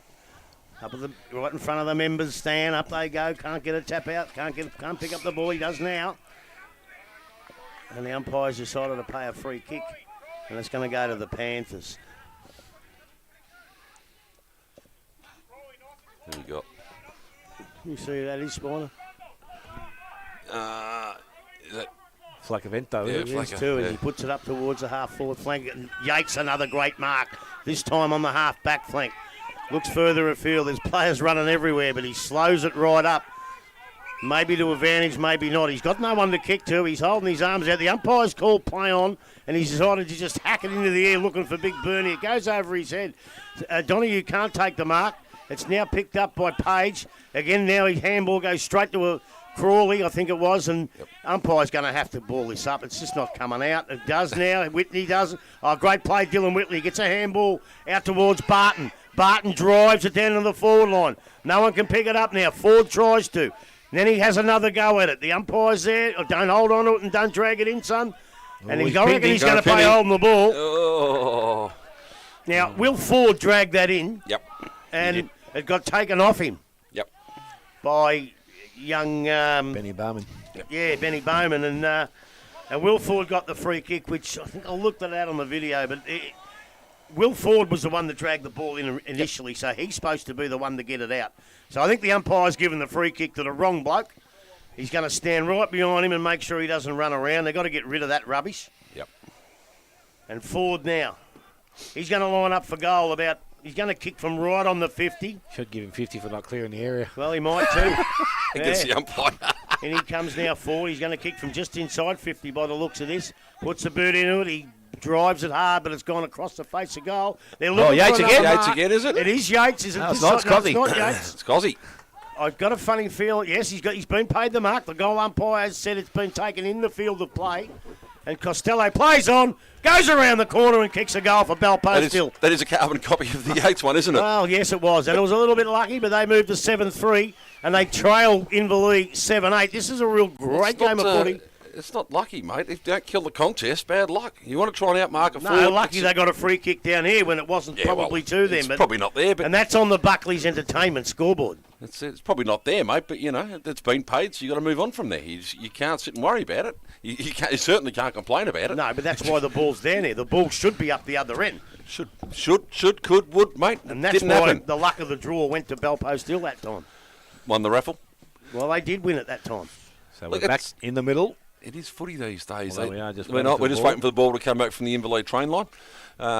It's the way it goes. It's one thing that disappoints, mate. The blokes who make the play are the ones that don't get the reward. It's the second man or third man in getting the reward these days. So, And to me, that's just not footy. no, I agree with Really? you. That's what I was saying. I agree with you, Richard. I really do. But anyway, it is what it is. The umpires are doing a job, and that's all we can ask for. Back in the middle we go once again. Bernie and Wilson go at it. This time Wilson again over the top, goes towards Yates. He tries to keep ball in the zone, but he's been able to come out there. Circuit had it, got to his feet, couldn't get boot the ball. Yates is back over the top. The umpire circles again. This time no prior opportunity for either side to get the ball out. Umpire will take it back. And a ball up will take place. Did well to get to his feet then, didn't he? Yes. So the ball's now thrown up. This time it tapped out. Yates read that nicely out of the contest. Got the handball away. Went outside to Morton. And needs to pick the ball up. Got the handball away. Tries to get the handball away. He was tackled. And the ball comes out eventually. Brown boots a ball. Didn't get the boot on he would like to. Picking the ball up was Baseley. He goes sideways, or nearly backwards actually. It's good backwards, mate. Goes back towards Flacavento. He attacks the ball, lost it, picked up by Gerard. He got in and out of trouble, over the boundary line. Now, he's pinned him. He's pinned him, yes. I'm pretty sure he was pretty well over the boundary line when that'll happen too. But I think so, Dale, but the umpire can't see the boundary line, and 50. 50 for descent by the look of it. If he keeps going, he might get 100. Unfortunately, the central umpire can't be blamed there. They can't see the boundary from where they are. So, So Jones decides to play on before he's got to his 50 mark. The umpire's allowed it to go on. James wants to take them on. Got the handball out. Goes back to Jones. Can run to 50. Looks up. Goes sideways. Oh, man. Oh, that's hit the ground, isn't it? Oh, that well and truly hit the ground. Right on the ground. That round the ground like my belly does sometimes. We're going to call for the TV replay of that one. And, no, she's going to the snicker there, mate. That was definitely on the ground. It was like he... Yes. Like he'd given birth to the ball then, I reckon, Grub. Straight out and into the ground. So, man, he is a goal kicker. He's maybe just outside his range. He's going to have a fair crack at it. Loads up, goes long to the goal square. Surely this time they'll kill it. Surely not three in a row. They did. They pushed it through for a minor score. So that's what I mean by killing it. 7-4. Belpost Hill. 7-8 Inverleigh. And we have gone 29 in this second quarter. Play on. Out it comes now on the other side of the ground. Thanks, Smithy. You are a mongrel. Sorry, Grub. Meehan gets the ball on the wing position. He puts it into towards the forward line. A beautiful, beautiful kick to Toby Manganelli. Manganelli now, he has a look further forward for some options. Up it goes now. In towards the... Oh, could have been... Good grab. Someone got thrown out of the play there, but the umpire's called play on. Comes out towards Harmer. Harmer gets the ball smothered or knocked out beautifully by the Inverleigh player, and it comes back towards the wing position. Donahue, he looks like he's in possession, but there's three blokes chasing him. He gets a fist out towards Tyquin. Bernie smothers him and didn't let him get the footy. Goes back to Donahue now. Donahue's got a lead in the forward pocket. And a beautiful kick by the coach in Adam Donahue. Siren will see another shot after Siren. Yeah, another shot again. It's the context of the game has completely changed, hasn't it? Belpost still now hunting in packs, and Inverleigh are looking a little bit rattled. You've just seen there, Donahue was clever enough to get enough of a fist on it, but three Belpost still blokes around him. Where was the help? And a player of lesser ability might not have been able to do that. But in comes Casey Meehan, as you said before, wrong side for a left footer. But he's a pretty good kick, Casey, and he's put it across the face of the goal this time. And mark of the day, what a magnificent played on. Boy. Plays on and kicks the goal. Who was it, Smithy? I reckon it was Dalton. Might have been Dalton Grundle, was it? It was Dalton. I think it was too, as he runs back to the centre. What a magnificent goal. Got a good pair of hands, mate. He has got a great pair of hands. Well, he has. Ugly kicking style, but great pair of hands. Yeah, and that was a great leap too. He leapt high into the air. Marks like his mother, kicks like his father. Well, there you go. You said that, not me. As Inverleigh move on to 8-8-56. I'm seconding that motion. And they lead Belpost Hill 7-4-46 on the Buckley's Entertainment scoreboard. Shane will be on the phone in a minute, mate. Don't worry. As soon as you walk over there. But it was just a fantastic grab. And dare I say it, against the flow of the play. A pack mark and just waltzed through 5 metres and no one went near him. That's good match awareness by Dalton Grundle there. Back in the guts now, Wilson. He'll take on Bernie and he gives another big hit, but it goes straight down to the Belpost Hill player. Picked up by Whitney. Whitney goes on the trusty left, puts it up towards the half-forward flank. Taken out of the air by Byell almost. Plays picked up there. Oh, that's Benny Muir, is it? Puts it down to the right. Who? Same haircut, Cozzy. It was Cozzy. And the ball gets handball and it goes over the boundary line. No, it's picked up by... Well, they're all saying it went over the boundary line. Cozzy wanted a kick for some reason. I can't determine what reason that might be. Because he wants one. Yeah, but the ball goes over the line and out of bounds. Only about 40 metres around from the Bell Post Hill goal. They're in with another chance to score here. You could lead to Dill Whitney all day, couldn't you, Whale? Boundary umpire comes in, throws the ball in the air. Big Wilson gets a tap out. No one can shark it. Whitney does again, gets a high tackle. Umpire says yes, a little bit late, albeit, but he paid the right decision. And it'll go back to Dylan Whitney. And that's the siren's gone. So he will have to have a shot at goal. The man on the mark is a couple of metres inside 50. So you would think Dylan Whitney would have to kick it from just outside the 50 metres. On the run, I'd give him every chance. I don't know if you got the distance. Well, unfortunately, he can't go on the run, and he can't even run out. The umpire's tracking him again. He looked behind him too. Yeah. They ban that in golf. You can't stand behind a bloke and watch the way he putts. Just can't happen. Well, in he comes now, Whitney. It's a long kick for Dylan Whitney, but he's going to give it his best. In he comes.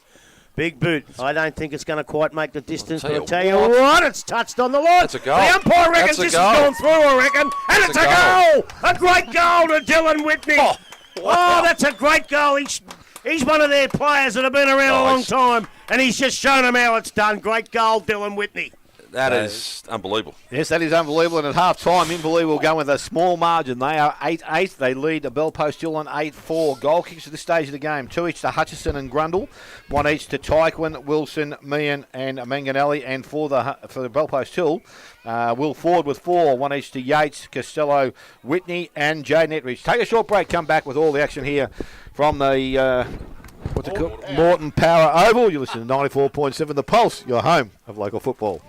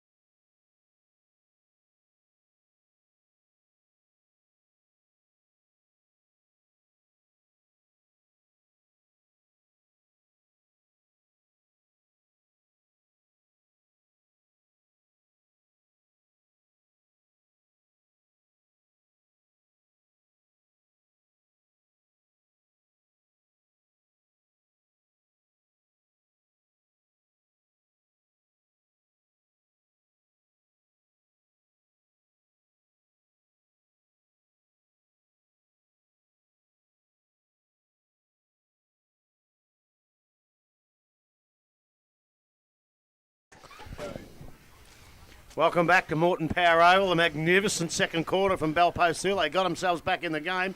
They're almost ready for play. So, Spider, just a quick, what do you reckon on the first half, mate? Well, definitely a game of two sides, wasn't it? You know, I thought at quarter time that Inverleigh would run away with the game.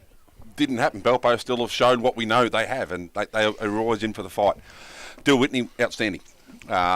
That's where I'll leave it, Grub. I think Wilson has dominated the centre bounces. We've called for Bellpost still to rove off them. We've seen that happen now, and they've been standing someone there. So when Wilson taps it's going straight to Bellpost still to get the first use of the ball. So. And what about John Mitchell's statement this morning? If Bellpost still can win today, they will win the flag.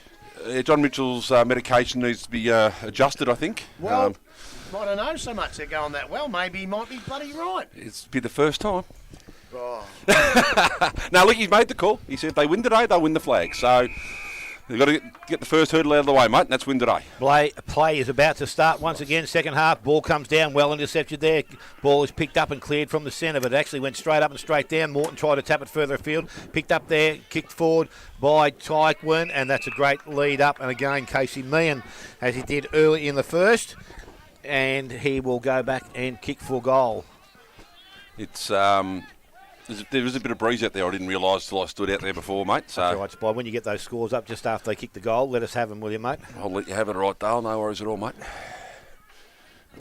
So, Casey Meehan to come in and kick for goal. We've only gone 40 seconds already in this quarter. Meehan loads up, kicks long and kicks straight. And that's a perfect way to start this second half. Casey Meehan with the first, and Inverleigh now to 9 goals, 8. They lead Bellpost Hill 8-4 to Granny Cycling Sports third quarter scoreboard. North Geelong 8-12-60, Yannicki 4-3-27, Thompson 3-3-21, East Geelong 8-8-56, Winch 1-9-15, Banno 10-6-66, Werribee 1-3-9, Geelong West 7-12-54, Belmont 13-7-85, at Corio 4-4-28. Just the start Inverleigh wanted, I think, Dale. Yes, that's what they wanted to do. What do you reckon, Grub? Exactly right. They've got to plug that hole where he leads into, Case. So the ball now is tapped out in again. The ball goes towards this, or runs from the centre. Again, it's not going to be cleared cleanly, so the umpire is going to come back in and restart things. Nearly on the centre wicket. Cation's right arm over. Ball over the top. Wilson goes outside, picked up there by Tyken, got the handball away, goes towards Burke. Burke released the ball to Finn O'Keefe. He runs on the left foot, goes long into the forward line. Donohue's now back forward. Read that nicely, got to the front of the contest, couldn't take the mark. Staggard, I think it might have been, kept the ball alive for Bellpost Hill. Picked up there, handball goes over the top into the hands of James, and he runs now from the centre wing. Oh, he actually was going to kick the ball, then decided he was going to hang on to it. Let go of it. Left it behind, and Gerard runs away from the ball, goes inside to Grundle. Grundle goes back by hand, and again Finn O'Keefe goes back into their forward line in front. Donohue didn't take the mark. Again, good work from Staggard from behind. Got his hand in there. Again, Bellpost still through Sable. This time they feed the ball out, and it's been to the hands of Whitney. He's tackled, won't get out of that, and there's no way known. Right now. I don't know whether there's a prize or opportunity. I don't think there was any prior. I think he tried to defend. Okay. Once you try to defend, you're in trouble. So the ball quickly back into the forward line, going back. The mark has been taken out there by Baseley, and he will steady things down for Bellpost Hill. Flacavento comes to the pocket outside, decides to go back towards Staggard, and he takes the mark in the back pocket. So he's got the ball now, and he kicks long along the boundary line, goes out towards his teammate, but the mark is taken out there, and I think it might be Finn O'Keefe once again. Wants to play on. Umpire hasn't called it yet, so the player can't come in and tackle him. Ball kicked back towards Meehan. Once again, he's in front. Ball gets out the back, runs towards the goal square, and Keller basically says, I am going to keep it alive. Handball's over the top to Flacavento. He brings the ball out, goes towards Costello. He can't take the mark. Umpire said, I've heard the whistle. It must have been pushing the back of his poke. He actually put his elbow in his back. Is there anything wrong with it, Grub? Yeah, I can't see anything wrong with that. Benny Bowman, the recipient of the free kick, he goes back to the pocket again. The target out there, this time Grundle. Barton was from behind. He picks the ball up and runs it over the boundary line. Going to have a throw in, and that will take place about 30 around from the behind post. The last 3 entries, Dale, they've kicked to a 3-on-1. The last 3 entries in. So if that was 3-on-1 spot, there's got to be some Inverleigh players with no one on them in there. Well, that's, unless they're playing with 15. Well, that's it.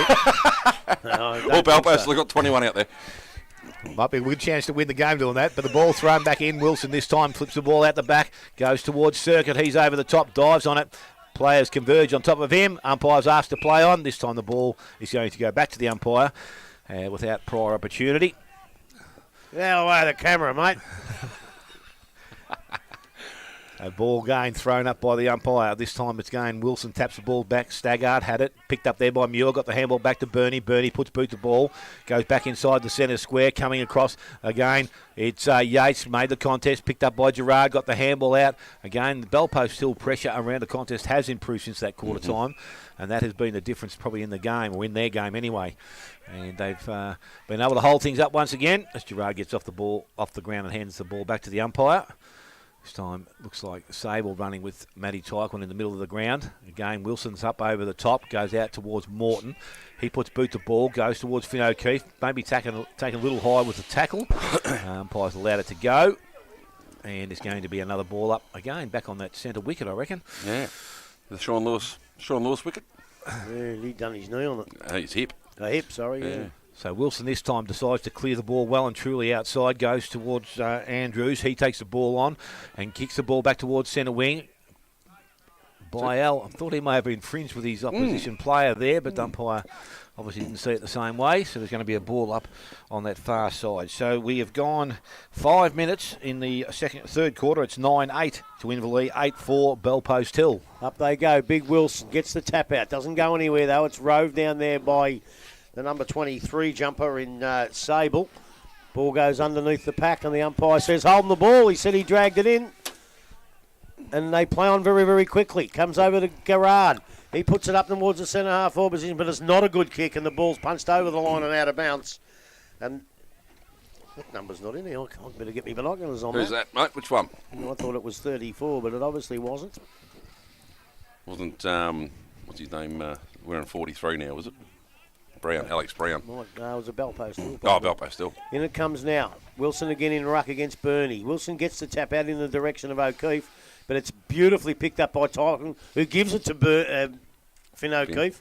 Finn O'Keefe puts it towards the boundary line, but it's just too tight out there for that minute, and the ball goes over the line and a throw in, and that's only around about 30 metres, 25 metres around from the Bellpost Hill goal, the Inverleigh goal.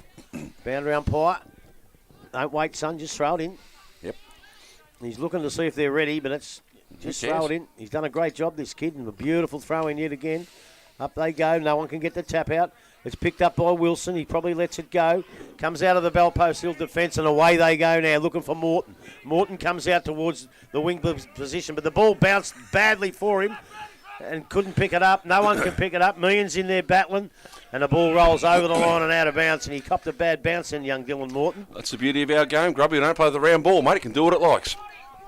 He was out in space, but this is the issue. They've got to get past the half-back line Bellpost still. Someone's having a go at the boundary umpire. They're better off just drinking their can and shutting up over there. I agree.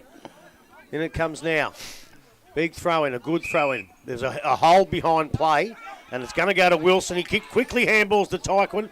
Tyquin sees Garrard on the outer side, but the ball bounces past him, and it'll go towards Ettridge. Yep. Balls can't be picked up again now. Back into the pack it goes. It's tapped out towards Donahue. Donahue kicks it off the ground towards Meehan. Meehan can't get it, but it's got beautifully picked up by Staggart. It was Staggart. He's had been a pretty very good good. game. Staggart, Very the ball's good. knocked out the bounce. Out on the half-forward flank on the outer side of the ground, as usual, when I take over. Smithy has 10 minutes on this side. That's fair enough too, I would have thought. You've got to earn your cash, Grub. Braden Staggart's been very, very good. He's got the job on Donahue now. In comes the boundary umpire with probably the best mullet in the business. That is a little beauty. And a good throw. Up they go. Wilson again. He's starting to dominate the ruck again. But he hits it down to the ground. 8 players jump on it. Surely he's not going to pay a free kick this time. No one dragged it in. Good umpiring, young fella. He's a good umpire, this kid. Young Chaston, as he throws the ball up. Up they go. Wilson again. It's Whitney grabs the footy, gets onto his left boot. Puts it further forward towards the wing position. Man can't get it. He's hotly pursued by Crawley. And the ball goes over the line and out of bounce. And there'll be another throw in. This time almost direct centre wing. In comes the mullet. Oh, I love that mullet. It's a little beauty. Oh, it's not to grow one of them. In he comes, throws the ball up. Another great throw. Wilson Yates goes up that time and gets the tap. Comes to Whitney. Whitney gets a funny old kick, but it goes down towards the forward line.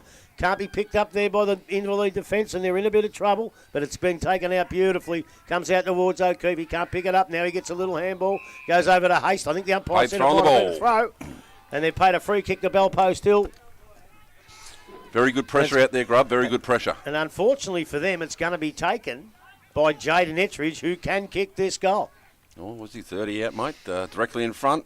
It's bread and butter, mate. That's what he gets paid for, isn't it? Well, exactly. He only has to get a few touches, and if they're goals, he's done his job. Yep, correct. And he'll be handy come finals time. But he has to kick this one. They need this one, the Panthers, as in comes Jaden Ettridge on the right boot, lines up, puts the boot into it. It's a beautiful kick, and I tell you what, I reckon he's dobbed it. A magnificent kick, Jaden Ettridge. Beautiful football from Bell Post Hill. Just held up a little bit in that breeze there, Grub. I said that the breeze is there, so Inverleigh need to take advantage of it, and Bell Post Hill reward for some really good pressure, mate. Most definitely 9-4. 58 they go on to, and Inverleigh 9-8-62 in what would describe as an absolute cracker. It is now, yeah. It's an absolute ripper, mate. And said again, Wilson is dominating in the ruck, but Inverleigh are not taking advantage of it. Bell Post Hill have completely shut them down, and they just kept the ball moving forward, which has always been their style. It's been their style for the last 10 or 12 years. So the new ruckman for Bell Post Hill? Yates. Is there anything he can't do? Now he'll have a crack, but that's ridiculous. Ball from the middle of the ground. It's going to be picked up. Yates, he went back and tried to work hard at ground level. He's over the top. Hutchison also there, and it's time the umpire will come back and take possession once again. Shades of Sean Grigg, mate. I hate to miss a sponsor, but are we now at the Grandy Cycles? Down Grandy the Cycles. The Grandy Sports. Cycles, go and get yourself one. No. Ball thrown up, and ball is tapped out. Goes towards Whitney. He's tackled, brought to ground, picked up, cleared away. O'Keefe goes back as far as Barton. Wants to get on his right foot. He's tackled, brought to ground. Well, that's a sling tackle. Comes out in the hands of Finn O'Keefe. Goes back towards the goal square. Donohue's there. It's picked up, or it wasn't picked up. Meehan went to my hand. That was a great interception there. I think it may have been Flacavento that came through. He's going to be able to tap the ball over the boundary line, and a Bell Post Hill with a little bit of a reprieve there because it looked like a Inverleigh goal. But that's the pressure they've added, Dale. Yes. In the first quarter, that was a goal. They've added that pressure. So ball just now with the umpire, not far from the behind post.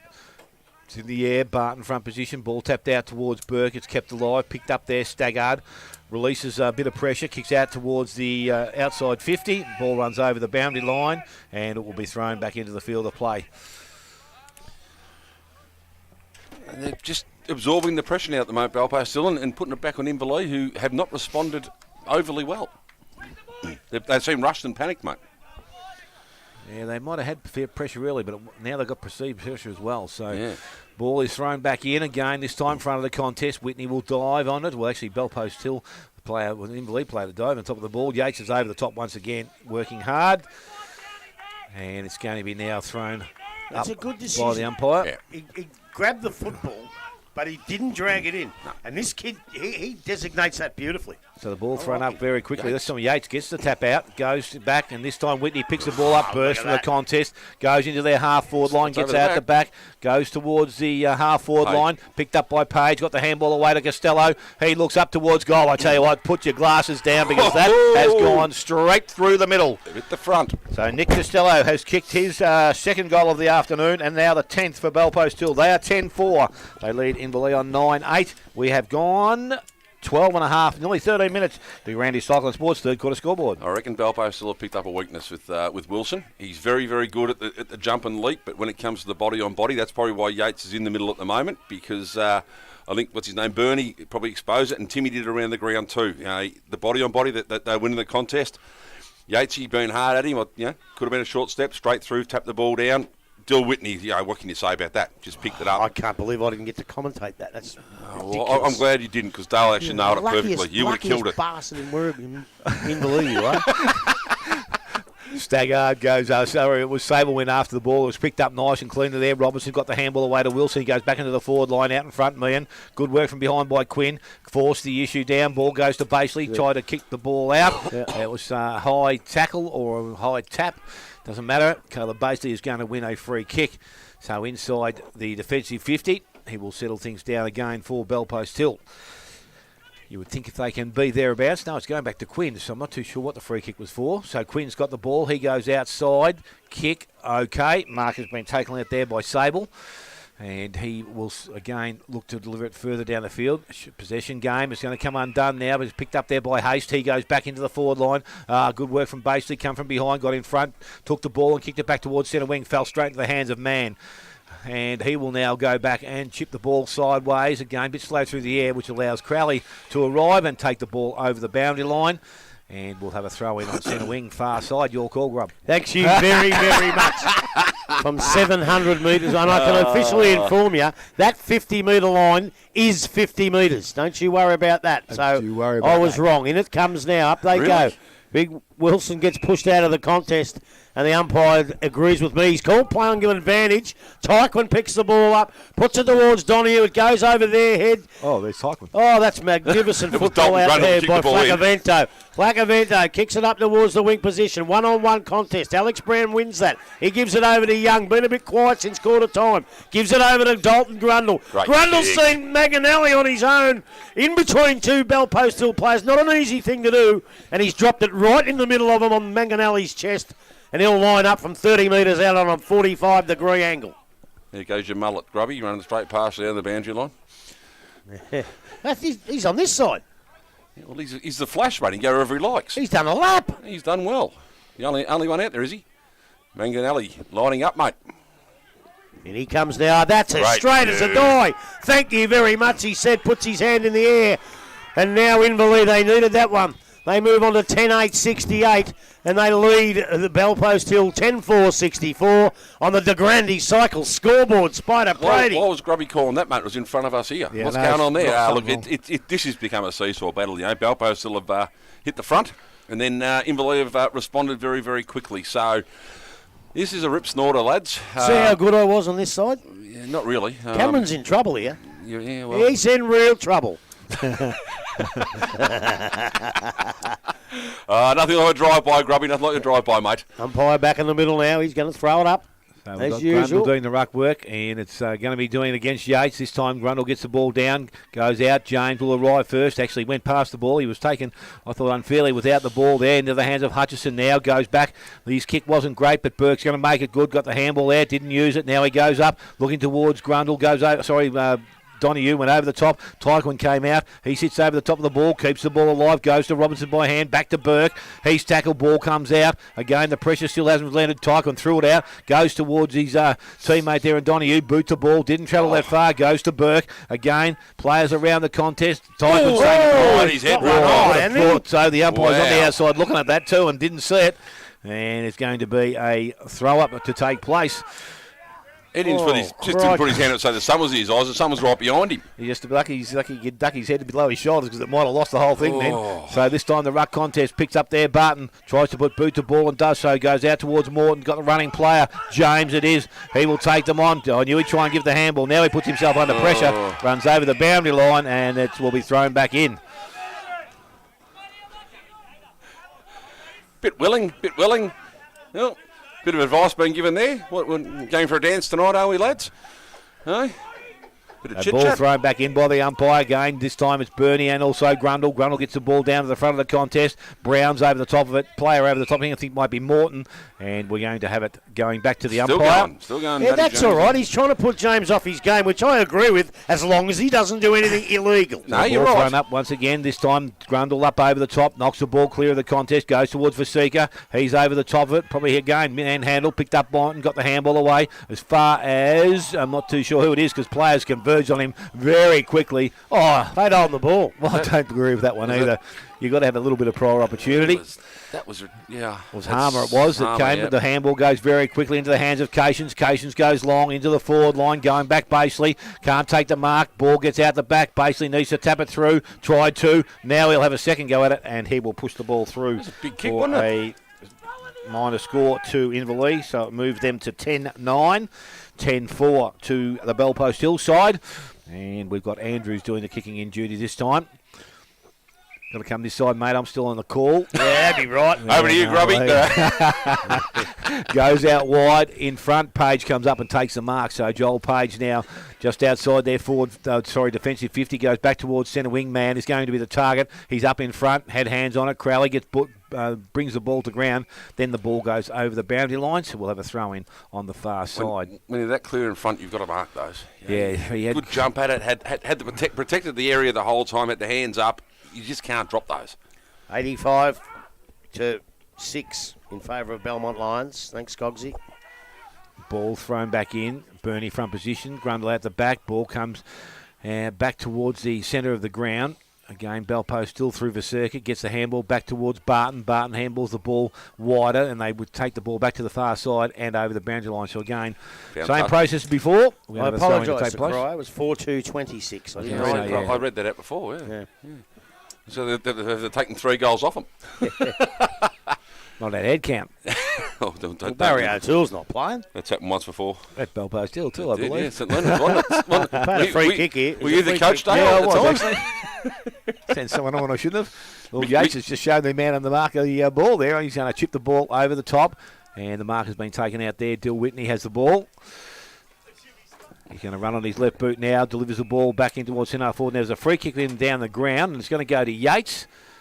I'm not too sure what happened further down the field, but he is going to have a free kick about 15 metres out from goal, and I would think almost directly in front. So Jack Yates with an opportunity to put Inverleigh back in front. Belpo still back in front once again. You forget who you're coaching at times, Dale. Yeah, we do. He has been. How good has he been today? He just gives everything he's got, doesn't he? Week Absolutely in, week fantastic. out, mate. Absolutely fantastic. His old man was very similar. His old man back in about 94. His old man was very similar, mate. Notice I haven't bagged you at all today. Who? Smithy. You know, because you can make mistakes too. Yates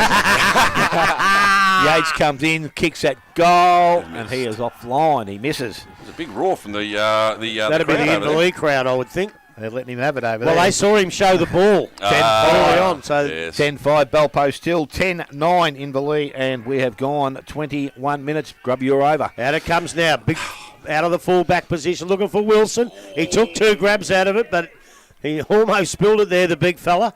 He's gone off there. He's had a kick towards the centre half forward. But it's gone over their heads. And They're that's rattled. Barton standing back behind the play.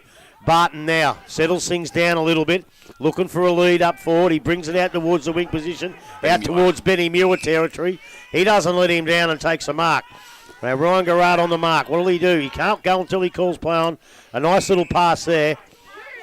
And it will go to Pagey, Joel Page. Page now, there's a lot of players up that end of the ground, so he decides to play on and put it into the left forward pocket. Up it goes. No one can take a mark. Maybe they can. Yeah. They come off the pack. Will Ford grabs it. He's seen a lead further down the ground. And Yates is it. Yeah, Cosy. Cosgrove. That's Costello it is. Will you shut up? I knew that was Cosy. I knew you Not. And Costello, again, as we've said, hasn't had a great bearing on the game, him and Ettridge, but they kick those goals when they need to. So let's hope he can go back and prove me right to put this one right through the The only centre. reason you didn't call him is he didn't give you the bag of lollies before the game. Yeah, he didn't either. He did last week. Costello now comes in. This will be big for the game here. Costello comes in. Umpire does not move one little bit. And that's a goal to Costello from Belpost Hill. And they now go to 11-5. And they lead Inverleigh 10-9-69 on the De Grande Cycles scoreboard, Spine. Oh, mate, it's a willing contest now. I reckon they're 2 very valuable goals they've kicked so far into this breeze. They just seem to have taken over the ascendancy, I think. And they're into the breeze. Well, standing out there at half time, the breeze seems to be going favouring the railway end, mate. So it's not a huge breeze, but Up it goes now. Wilson in rucker gets a beautiful tap out to Hutchinson. Puts him on the right boot down. The kick's a bit scrambly. Goes in towards Baseley. Baseley picks it up. Gets a beautiful little handball in the direction of Flacavento. He's bumped off the ball beautifully there. And the ball comes back out and a mark to Belpo. Still no Inverleigh, no play on. Not 15 or touched, one of the two. Off hands. He called it straight away. Fair enough. Good umpiring. And the ball will be bounced. And it's in the 50 for Inverleigh. And they need one back shortly. Up it goes now. Belpo still Bernie taps it out. It's kicked out of the pack.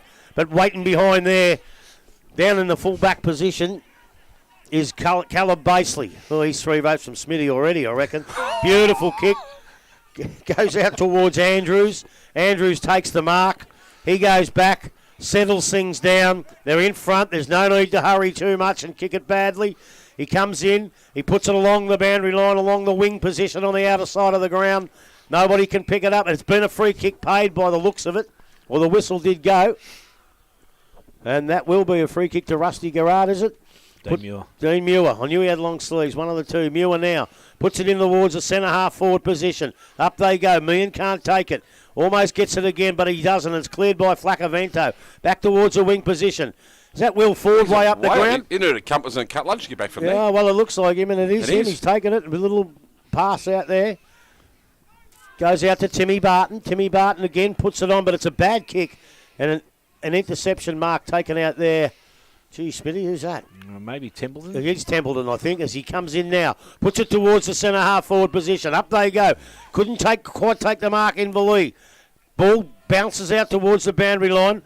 Flacavento picks it up. Puts it back up towards the wing position. It's going to bring rain. It's a skyscraper. Ford can't take the mark. Gets handball back in the Inverleigh direction. Manganelli, I think, puts it out in the woods. Going to come out to Young, but he can't pick it up. He tackles the bell post, still play with the ball, and the umpire says, give it to me, I'll ball it up. They've become very reactive, Inverleigh. They've a bit of luck there. Ball went their way. They had 2 blokes standing there not doing much, not in the contest, and ended up with the pill. So it's bit of a box on. Well, mate, as you said, as long as it's not nothing untoward, mate, let them go. Up it goes again. No one gets that tap out. Whitney handballs it out. Kick further forward. Up to the bell post, still centre half forward line. Good strong bumps there. Good fair play. Ball's on the bottom of the pack. No one can get that out. And the umpire again says, I'll ball it up. And I tell you, he don't worry about dragging it in, this kid. He knows when it gets dragged in. He knows when it's a free kick. I reckon he'll be an AFL umpire one day, this kid. He's a little ripper. Young Chaston up, he throws the ball. Wilson again gets a big tap out, but they can't get it out. Comes over to Sable, was it? No, it was the other fella. Harmer. And Harmer, Sammy Harmer. They look very much alike. Ball's bouncing around on the forward line. Nobody can pick it up. Nobody can grab it. And the umpire says, give it to me. And he's taken a leaf out of the young kid's book and says, I'll ball it up. His old man was done up by 2, wasn't he, Chaston? We had him last week. Did you? Yep. The old man. He's already better than his old man. Don't worry about that as the ball goes in the air. Wilson comes from behind. Could have given away a free kick. Gets a second tap. It's picked up by Sable. And Sable doesn't quite make the distance. Picked again up. An over-the-head kick. I don't know who that was from. It's going to be a bell post. Mark. Free kick. Whatever you want. Just all running that way now, isn't it, Grub? Yeah, I think it might be Jaden Ettridge too. Ooh. He sees on for lunch, doesn't he? He might kick. Player, it's very slow to get up, mate. Yeah. He might have bumped into the back of Jaden Ettridge's head while he was in the middle of his back, maybe. That's the only thing I can see, because he was from behind. Looks winded. Big kick in the contest of the game, this one. It'd be hard out there. I don't know where you kick to us. Maybe you have to go to the left-hand goal post and hope the wing brings it back. I'd go to Matty James standing at the top of the square. Jaden Ettridge has missed. Don't hear those words too often, do you? No, it was a hard kick. Yeah. They go to 11-6. I think they're doing the visitor scoreboard. Because that's Belfast still the visitors, mate. It is too, 11-6, 78. The 10-9-69 on the DeGrande Cycle scoreboard, Smitty. Ball comes straight up the middle of the ground, goes towards me in the middle, but the mark was taken by Flacavento, I think it was. He plays on, he's got a player out the far side, Jones. He's kicked it over his head, he's going to have to go back and collect it, but he's out there with plenty of space, does so now, looks back, that's a nice bit of candy work, goes into the forward pocket, great hands again, and who was that? It's not Page, and it's not... Is that Harmer? No, he's not enough tattoos for him. No, true.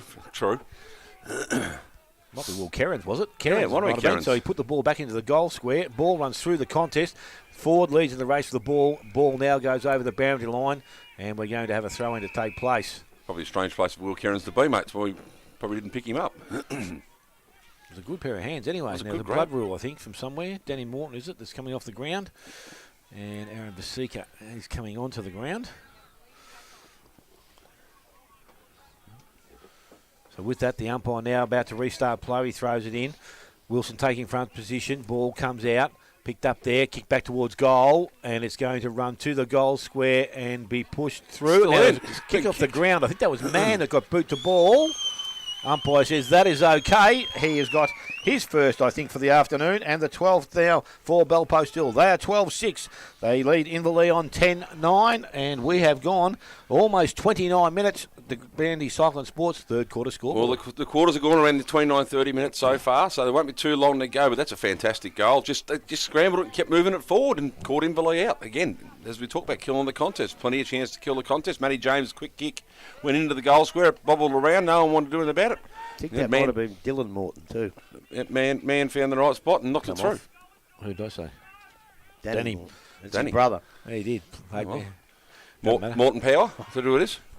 So it's through the middle circuit, brings the ball back into the forward line. Donahue comes up at the ball, can't get the ball cleanly. Now it sits in the 15 metres out from them. There's some free kick being given.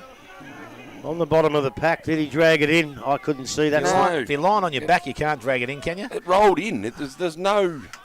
Anyway. Dalton Grundle's going to have a shot for goal anyway. He has 2 for the afternoon, so he's going to kick for his third.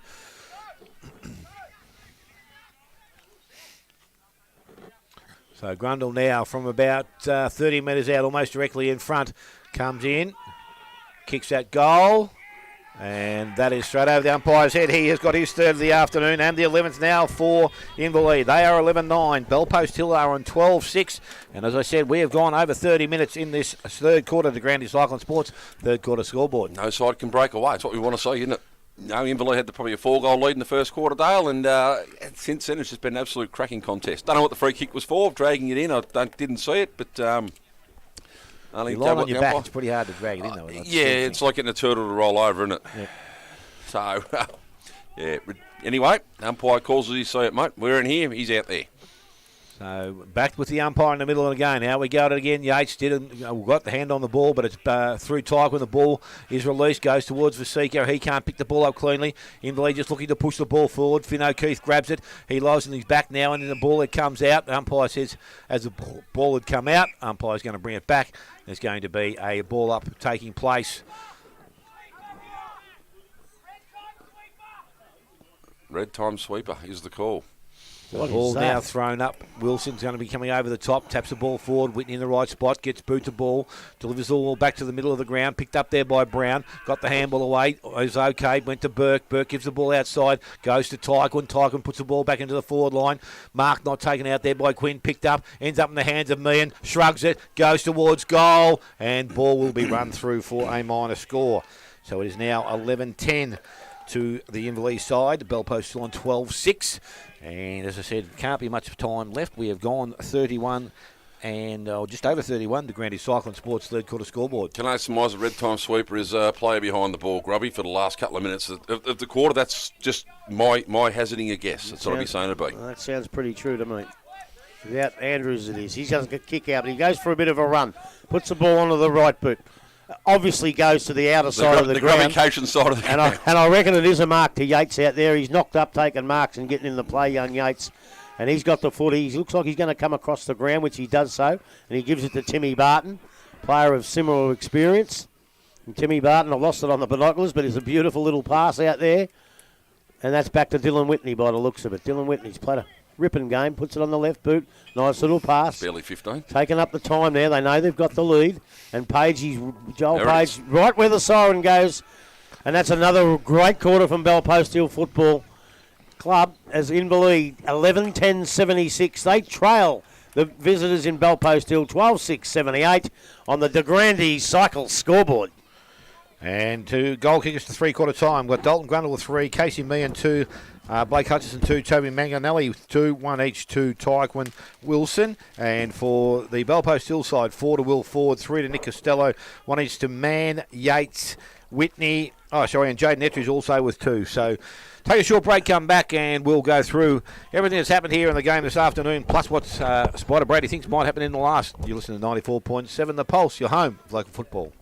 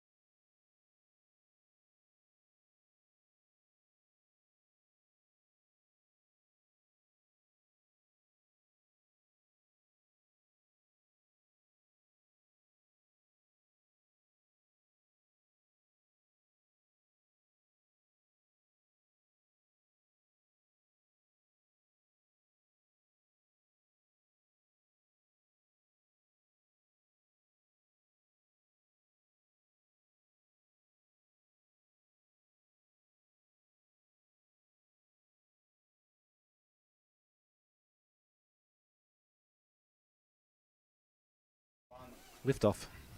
And welcome back to the Bingo. Morton Power Oval. And have we got the cliffhanger of the day? Inverleigh 11-10-76, and they trail Belpost Hill 12-6-78. And to give us a bit of a talk and how that third quarter went, the great Spider Brady. Can't believe you wanted to go and watch Inverleigh and Thompson, mate. Look, to be honest, East. Thompson East. Sorry, I can't, to be honest, it's been pretty much one-way traffic. I think Inverleigh have kicked a couple of goals from probably free kicks that may or may not have been there, but Belpost still have turned the game around since quarter time, played it on their terms. Inverleigh are hanging in, but you're not on top of the ladder for no reason at all. So you would never ever write them off. Adam Donahue is giving them absolute spray at the moment, and it's well deserved. Players that aren't out there, the players that are out there that haven't done a lot, and that's what's probably hurting Inverleigh. They usually got the spread across the whole field. Now they haven't. They're relying on 3 or 4 players to keep minute. Hutchie, Garrard, they've been really, really good for the whole game. Wilson getting first hands on the ball, but Belpost still have just got smarter and just played their game. We've called it a couple of times before. Dill Whitney with his delivery. You go to the old heads like Timmy Barton, Jolie Page, who have been around for a long, long time. They know how to slow the game down. And that's what they're doing. They're playing the game on their terms. They've got that rugby scrimmage sort of football where they just keep moving the ball forward, and aren't giving Inverleigh a chance to break the game open like they did in the first quarter. So the challenge now falls to the Inverleigh. You want to be the top side come the end of the year. You've got to respond to it. And the only way they can do that is put the ball into the hands of blokes like your Hutchisons, like your Donahues, who can kick the ball over the scrimmage pack, kick the ball 55, 60 metres.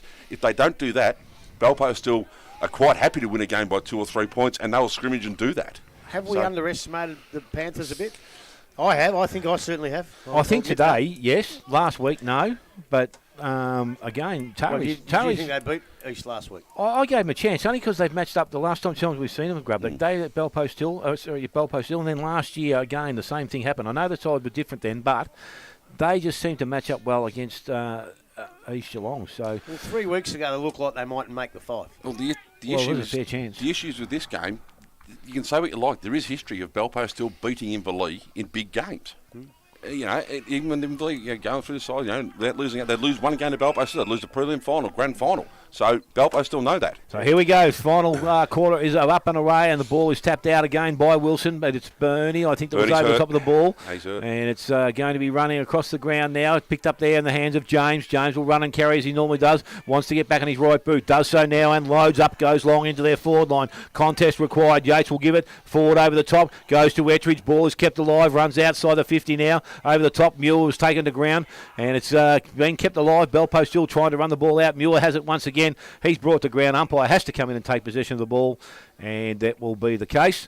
Outside the forward 50 again, Belpost Hill move very quickly into their forward half. Don't know if Bernie come down on his ankle or copped a kick to the shin, but he was hobbling around after that contest. So the ball is thrown up there by the umpire once again. Ball is collected by Tyquin. Got the handball outside. Went out to Wilson, but now it's up in the hands of Bernie, who he couldn't pick it up. Again, Inverleigh do clear the ball from their half-back line towards centre wing. Picked up there Burke, tried to get out of the contest. Tried to use his pace. Handball comes back inside. Goes to Finn O'Keefe. He's tackled, brought to ground. He has support there. Tries to kick the ball and keep it alive. Goes towards Grundle. He can't pick the ball up. A player came in and took the ball out of his hands, actually. And it's now into the hands of Tyquin, who spins, turns, goes quickly into their forward line. Contest required, but it's no contest. Mark has been taken out there, and that is by Flacavento. Flacavento goes back towards centre wing. Good kick, good mark out there. Whitney decides to take the ball and run. If he uses it well, which he normally does, and that's forward, presents up, takes the mark. He's outside range, needs to move the ball quickly. Goes back, looking towards Costello. Going back, Crowley made the contest there. Needs to get the handball away. Did so. Has a player outside in Templeton. Templeton goes quick and short and will find a teammate out there in Dan Groz. So Dan Groz now with the ball. He looks across the ground, goes to Bowman, in some space, handball to the running player coming through as Cations. Looks up the ground and leading at him was Donahue. He takes a mark almost in the centre of the ground. Options are wide, goes short, has a player there in Brown. No, it's not, it's Young. So Young now runs on the right boot, goes out wide. Teammate out there, Finn O'Keefe coming across Grundle. He takes the ball, got the handball away, pushed to the ground. Belpost Hill in defence, tap the ball back to the boundary line and over, and we're going to have a throw-in to take place. Trying to break the game open here, Dale. They're backing themselves in Inverleigh. I'll tell you what, how good's young Flacavento been in the second half? He's been terrific. Yeah. There's Most been a of the couple, day, like actually. him and Braden Staggart have been fantastic down the back line. So ball now to be thrown back in by the umpire once again. And it's Wilson doing the ruck work, tries to flip it out the back. He gets it back again, kicks around the body, back towards the goal square. It's going to land, run across the goal square. Meehan leads in the race for the ball. Belpost still with 2 players on his hammer will see the ball over the boundary line. So we're going to have a throw-in, which will take place just beside the behind post. That's the way most of the last 3 quarters have been played, Dale. Yes. 2-1, 2-1, 3-1. Tell you what, it was a dangerous kick out of there by Wilson, though. Mm-hmm. So again, Ruckman now to position themselves. Bernie has front position, but Wilson quickly there picks the ball up. Oh, Bell how running to easy goal, that? and that is far too easy in a circumstance of this contest. It's one the umpire didn't call it back with the throw-in, but he's allowed it to go on, and it's going to be a goal to Luke Wilson, his second of the afternoon, and the 12th now for Inverleigh. They are 12-10. They regain the lead. Belpost still on 12-6, and we have gone just over 3 minutes. Morris Finance final quarter scoreboard. I've got no problem with the shorter throw, mate. That's just lack of match awareness from Belpost still. Why isn't there people on the defensive side? Anyway, we'll go to the 3/4 time scores, Dale. North Geelong 14-20, 104. Anarchy 5-3-34. Thompson 3-4-22. East Geelong 12-10, 82. Winch 2-10-22. Banno 18-7, 115. Werribee 2-3-15. Geelong West Giants 10-17, 77. And Belmont Lions 18-9, 117. Corio 7-2, 44. Back Geelong in the West centre of the needs ground. Tyquin can't pick it up. He does now and gets tackled, but there's no prior opportunity. Oh, and there's apparently no there way is. you can pay that umpire. That is a bad one. It's his first for the day. But he had no prior there, but the free kick will go to, I think it's Sam Harmer That's out Harmer, there. yep, that's Harmer. Harmer now, he's got nowhere to go, so he plays on. Young tries to smother, but he can't get close enough. Up they go. He's looking for Benny Bowman. It goes over his head. And they come now. They can't get the ball. The ball goes over towards the boundary line. Surely it's going to run across. Good footy by Belpost Hill down in that corner. Ford tries to pick it up. It's picked up now. Picked towards the centre of the goal. Oh, umpire says touched. Umpire says touched. That must have been close. And Belpost still. Inverleigh 12-10. Let's go to the scores in a minute because the ball goes out to Muir. Muir puts it up on towards the wing position. Comes out to, over the top anyway. That's Meehan. Comes out towards, is that Haste? Haste gets the ball there. Manganelli. It is Manganelli, Toby the white Manganelli. boots, Geez, the white they look boots. close, those blokes. Up they go now, almost a mark, not paid. Barton gets a handball. No, he doesn't. It's stuck in the middle. Pack forms. Umpire comes in. Ball rolls over the boundary line, I think. No, it hasn't. It's still right on the line. Picked up beautifully by the Inverleigh boy. Puts it in towards the centre half forward. No one can get the footy. Baseley comes out again in true Cubby Baseley fashion. And a great punch away there by, I think it was Etridge. Yep. Puts it over towards Crowley. He can't get near the footy now. He dives on it. In they go in hard. No one can get the footy. It's not coming out of there. And umpire's going to have to ball it up. Surely he's got... It's a great cry by Crowley. The oncoming traffic stood his ground and held the ball up very, very well. Yeah, can't disagree with that, Spite. Up it goes again. You expect Wilson to get the tap, although no one really does. It falls to a pack of players at their feet. And the umpire again will have to come in and say, give it to me, boys. Clear it out a bit. And we'll ball it up. On the wing position on the outer side of the Moreton Power Oval. Up it goes. Big Wilson has to come over the top. No one really got an effective tap out. It comes out. I don't know who that was, but it was a beautiful kick up towards the centre half in full forward position. But Inverleigh are back on it now. And, he could have dropped the footy there. And the umpire's going to played hold the man. But he had the footy, didn't he? He did have the footy. Got knocked out. He had the footy. Unbelievable. I can't believe that one. Maybe I'm wrong. Anyway. Ah, well. Out it comes now. The Circus in the van, but he's a little bit small. Goes over his head. Comes to pick it up. Whitney's going to pick it up now. He taps it in front of him. Then gets a quick kick in. Puts it towards the boundary line. It's going to roll over. A chaos ball. Well, it could have gone anywhere, but unfortunately for Belpost Hill, it did go over the boundary line. Just only metres around from the point post at the Belpost Hill scoring in. And they trail by 3 points here at the moment in one of the best games I've seen for the year, pressure-wise. It's a cracker, isn't it? In it comes, the young mullet boy. Oh, I love that mullet, and it's a good throw too. Up they go. Wilson gets pushed, and umpire says he did. And there's no arguing with that one, I can tell you. And Wilson will go back and take the free kick deep in defence for the Inverleigh side. Has a handball to Garrard. Garrard, good early, gone a bit quiet. Gets on the left boot. That's a dangerous kick, but a damn good one. And it's marked over there by Benny Bowman. Bowman now, nice little pass. It goes back to Garrard. He's been busy in this last quarter, puts it up towards the wing position. It's a high one. It's gone right out to the boundary line. I think it'll go over, and it has done. Been touched over the line. Almost on the wing position here at Inverleigh. Umpire picks it up now, comes back. Absolute cracker, Grubby. Yeah. Absolute cracker. Wilson and Bernie will have nominated for the ruck. Oh, nominate for the ruck. You've got to nominate these days, you know the rules. I actually don't, Richard. In comes I the don't know boundary the umpire, he rules. throws it in, it's a good throw. Wilson, you with strength, gets a tap out. Inverleigh get it out of the pack. Over it comes now. No one can pick it up. It gets picked up by Matty James. He goes a handball. You don't see that often. Matty James, no one can pick it up. Whitney will. He's trying hard to. He can't pick it up. He gets bumped off the football cleanly and legally. Nobody can pick it up again now. It's on the bottom of the pack. No one dragged it in, so please don't play a free kick for holding the ball. And the umpire says, no, I won't, and he's going to ball it up. Don't you dare take over when the ball's on this side, Smithy, or I'm going to drop you. Up it goes now, Wilson. In ruck, gets a good tap out to Tyquin. Tyquin gets a quick kick. Punched away by Muir. Goes down towards Dalton Grundle. Grundle goes forward. They're in a van here in Inverleigh, but great defence work by Belpost Hill. Up it goes now. It's in the ground. He's trying to pick it up, the Inverleigh boy. He has done now. Can't see who it is. Comes out towards Million. Million's on the right boot, though. He gets back. He has a shot for goal. And he puts it right through the middle, Casey Million. And he's devastating them down there on the forward line. He's been a great player today. And Inverleigh now move on to... We've got the scoreboard, Rob. What's the scores? 13-10. 13-10. They lead Belpost Hill 12-7 on the... What is it?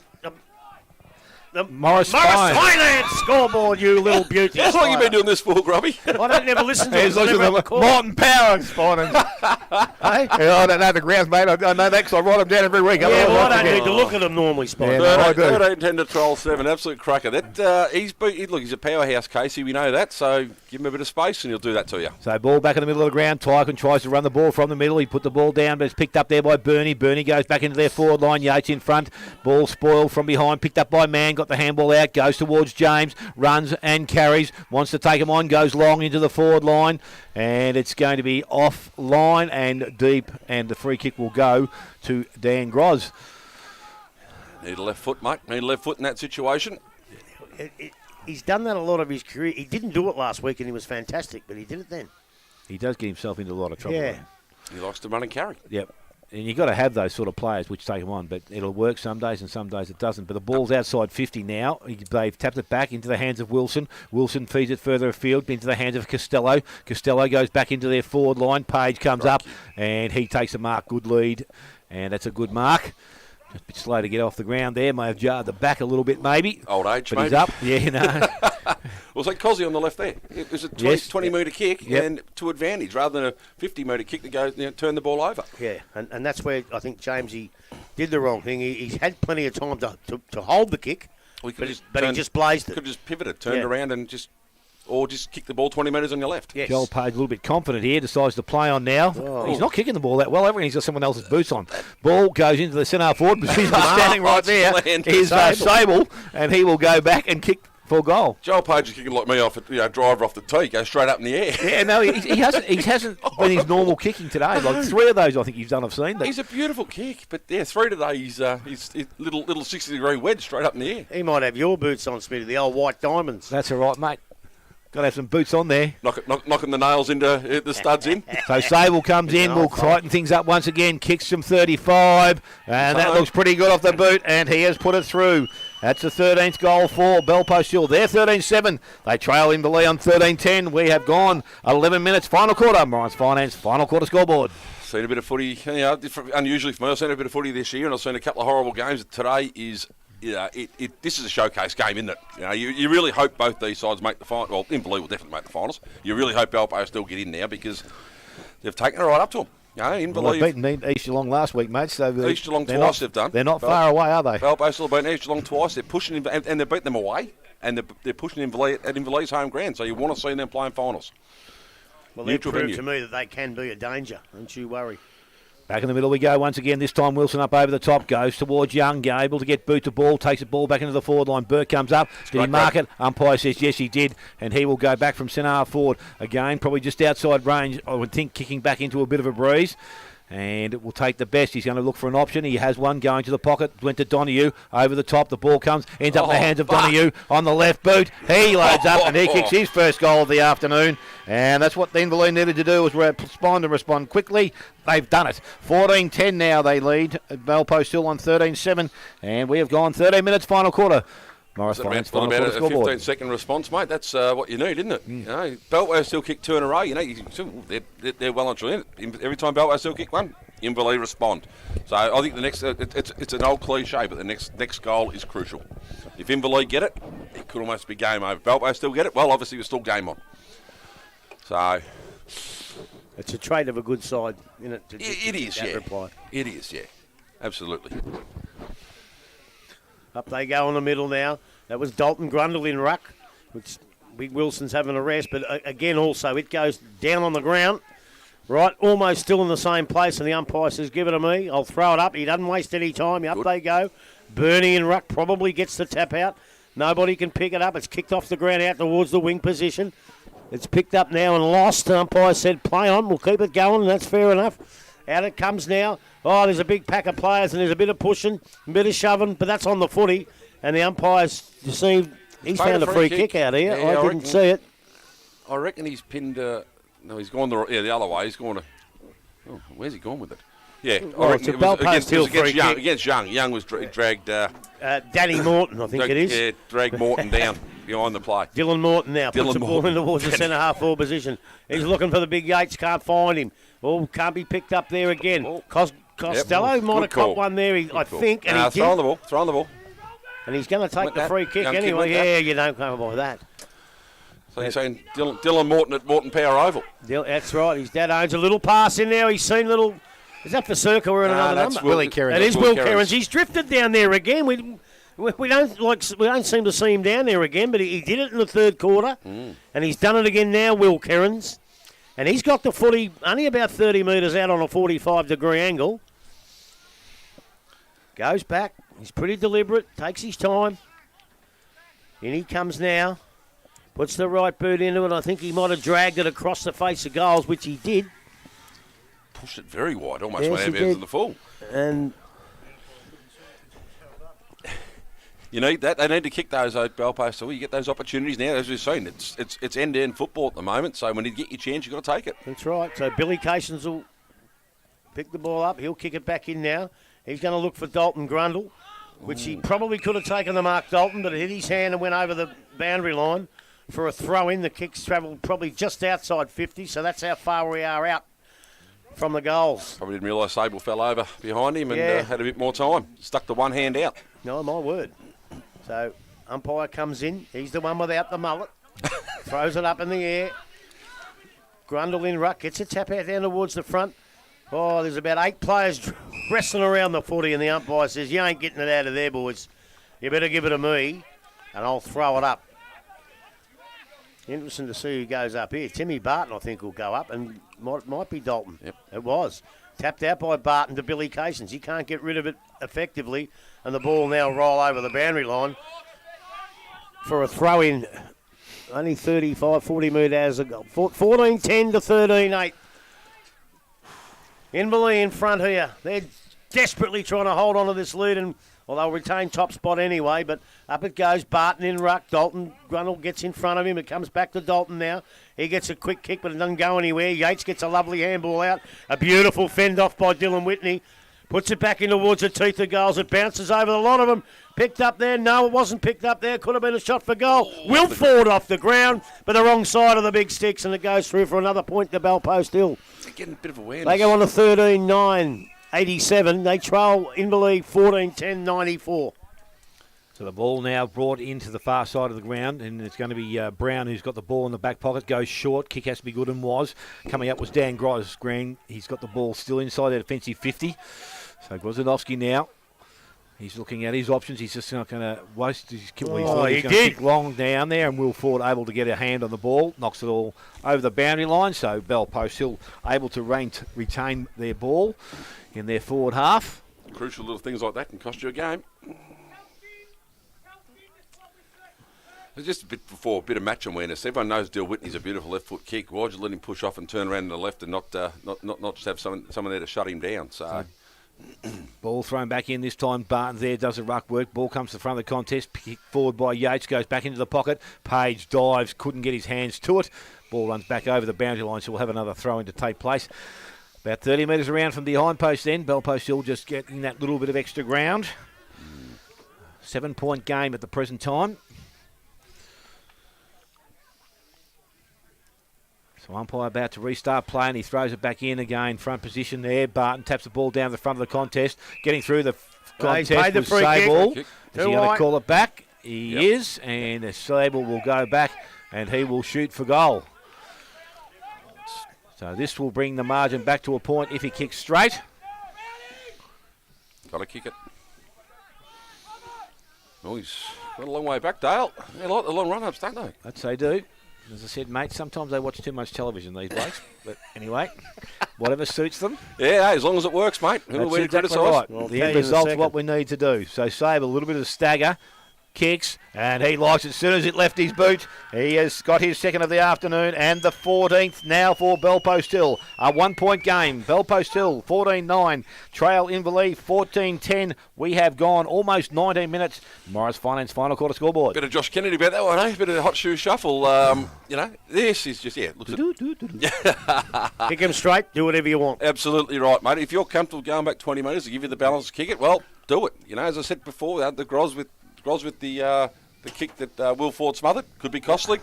Look what happened to Az. And then undisciplined, a bit of tackling. Yep, Cost him a free kick, cost him a goal. We're back to a 1-point ball game. Kick it crooked, change Will they your answer style. again? That's the question. Ball back in the middle, over the top. Ball comes out, runs towards the centre wing, picked up by Yates. He puts boot to ball, so he's not going to worry about where it goes. Young's the first to arrive. He goes on the right boot, kicks the ball back into their half-forward line. Front position held out there. Oh, going back with the fly to the ball, but that was a great market there. Must have been Casey Meehan, is Is it? that Casey? Yes, it is. Yep. He goes on the left boot now and goes quickly into their forward line. Basically going back with the fly to the ball, coming the other way. Ball hits the ground. Handball goes out to Donahue. Donahue on the left boot tries to bring the ball back to Burke. It's sitting at the top of the goal square. Players rush at it. Tackles made. Players come down. Umpire will come in and take possession. Crowd Good calling for the call. ball. Yeah, well, he's the bloke that's been paying that holding the ball. And I think the crowd picked up on it and they wanted it and they weren't happy, but it was the right decision. Yeah, no, it was a good call that time. Ball thrown up this time by the umpire. We said not too far from the goal square of Inverleigh. Goes towards Manganelli. He can't pick the ball up. Ball Got to comes get a out. free kick. He let it go. Inverleigh, the boys over there are very happy with that one, Grub. Yeah, I thought he pushed it out and then got tackled when he didn't have the footy. I'd have paid it. Yeah, that's okay. Yeah, I think I'd have paid it. I like it. Fair enough. So Manganelli now with an opportunity to stretch the margin once again. And from that pocket, I reckon that's probably the hardest place to kick him from here. Agreed. But he goes back with a deliberate shot at goal. So Manganelli steps up. Got a kick about 40 metres. Kicks at goal. He is offline and through for a minus score. 2-2 to Toby Manganelli. Inverleigh to 14-11 now. 14-9 Bell Post Hill. And we've just gone over 21 minutes as Basley brings the ball back in, goes quickly towards centre wing, out towards Yates. He sits over the top of the ball. Good pressure from the Inverleigh opponent. Not too sure it was now. His team mates arrive. I think that was Morton again. Over the shoulder, he's paid. He's been taken high, so he's going to win possession of the ball. A player back in the middle of the ground, Dill Whitney. Kick has to be good. And can go if he wants to. Called a play on now by the umpire. Goes out towards the half-forward line. Leading out there is Mann. Back there we have Templeton. Templeton gives the handball further down the field into the hands of Muir. Around the boundary line. Mark taken out there. Robertson on centre wing. He's going to slow things down. Not too sure that probably the ideal thing. Still plenty of time left in the game. Goes over the top now. Kick has to be good. Going back, Finn O'Keefe. Great grab. He's taken the mark. So good mark out there. Still just inside the field of play and right in front of the scoreboard. Decides to play on now. Loads up on that left foot. Goes long into the goal square or just be outside the goal square. Burke's there. Has it. Needs to pick the ball up cleanly. Settle it to the goal square where Mann was there. And he is just offline and through for a minor score. 14-12 now, Inverleigh. 14-9 Bell Post Hill. And we have gone 22 minutes of this final quarter. What's Casey kicked? 3-4. 3-4. And one from the goal square. You don't miss those. Looks like James going to kick in from the fullback position. Puts a big boot into it. It's come right out into the wing position. Up goes Yates and a few others, but the ball comes down to the deck. It's picked up by Whitney yet again. He gets a handball to his teammate who puts it straight out on the full into the car park, over the top of the rooms. Out of bounds he was already. And he was already out of bounds, as I was just about to say, Smithy. Reprieve. Sorry, mate. I did think you could see that, so I was helping you out, mate. He's not sure calling this side of the ground. I couldn't. No, that spot's the worst. I can't see. But we'll get a good throwing from this kid. He's done a great job all day. Up it goes, and it was. Barton probably gets a tap out. Costello pushes it on, but Gerard chips in. He's got one across the shoulder, a little bit rusty. He'll take the free kick. Little left foot pass. He'll go out towards Dean Muir. Muir now gets around Morton, puts the boot into it. He's looking for a lead up there, and no one can take it. A big pack of players. Great effort from the Bell Post Hill defence as out it comes. Back towards the... Oh, look at this little kid. He's about 4'1", but he's good enough for Zerka to spoil the footy. Well done, son. Quick hands there. Out it comes to Barton. That was a nice little handoff, wasn't it? Beautiful football. Out it comes now. Billy That was a nice little handoff. picks the footy up. He goes wide over towards Finley O'Keefe. O'Keefe takes the mark, comes back in onto his left boot. Now he gets back onto his left. Yes, he does. Puts it up towards the forward line. He's looking for Donahue, but a big punch from the defensive Bell Post Hill goes out of bounds about 40 metres around from the goals. Staggard again, who cleared that contest. Yeah, he's had a good game, Staggard. Been really good back there. Without Bo McNamara, I wanted someone to stand up, and he's done a fantastic job. He's done a great today. job, yeah. Umpire comes in, Mully Mullet, throws it up. Mully Up they go. Wilson gets the tap out yet again. He's knocked up doing that. O'Keefe picks the ball up and is tackled, and the umpire's got to come in and ball it up without any doubt. No, he's not. Now, he was tackled with the ball. He did not drag it in or got the binoculars on it. And umpire, bad mistake, same umpire. Out it goes now. Puts out towards the wing. Good football, Bell Post Hill. They pass it on. Comes out to Sable. Sable gets on the right boot. He's looking up there for Ettridge, who was beautifully nudged out of position. Good use of the body. Legally, fairly, and well done by Templeton. Templeton goes across the ground. I imagine he's very highly rated in Inverleigh because he just does his job, doesn't he? He does. And I think it was Bowman. Kicks it out towards the wing position. Ty Quinn. And it was Ty Quinn, and that might be... it could be... No, it's not him. You won't turn around. But anyway, they put it out towards the half-forward flank. Out on the outer side of the ground, as per usual. Picked up by Ettridge, playing way out of position down there. He's just stuck the boot into it. Could have gone anywhere. No one can take the mark. A pack forms. Out it comes now. No, it doesn't. It's been dragged back in again. And I honestly can't believe that dragged in free kick. I had the binoculars on that. He landed on him and he tackled him. The ball wasn't dragged in. Doesn't matter. Up it goes. Let's forget about it. Big punch out now. Up goes Whitney. He grabs the footy. Can't get a kick out. And the umpire says, give it to me and I'll ball it up again. 14-12-96. Inverleigh, 14-9-93. The visiting Bell Post Hill side is up it goes again. Wilson again in ruck. He's been in there nearly all day. Out it comes, a high tackle to Dylan Whitney. He'll surely get a free kick for that. Holding the ball, he's pinned him for What? He's got him in the head. Yes. Well, I think the GDFNL rules kicked in now. They don't pay high tackles. Well, that's anymore. a high tackle. That was a high tackle, yes. Even that binoculars, mate, I could see that. And that's Finley O'Keefe who's going to receive the free kick. He's too far out to score, so he goes for a little pass. And it's marked there. In it comes left foot. Might have been Hutchinson. Robertson. Rob. Hutchie's on the bench, mate. I think he's bench. done the string. Young hasn't seen much of this quarter time, but has had some important touches in this quarter. Yeah, he was good early, Young. And he's going to have a chance now, Young, to go back and kick a goal.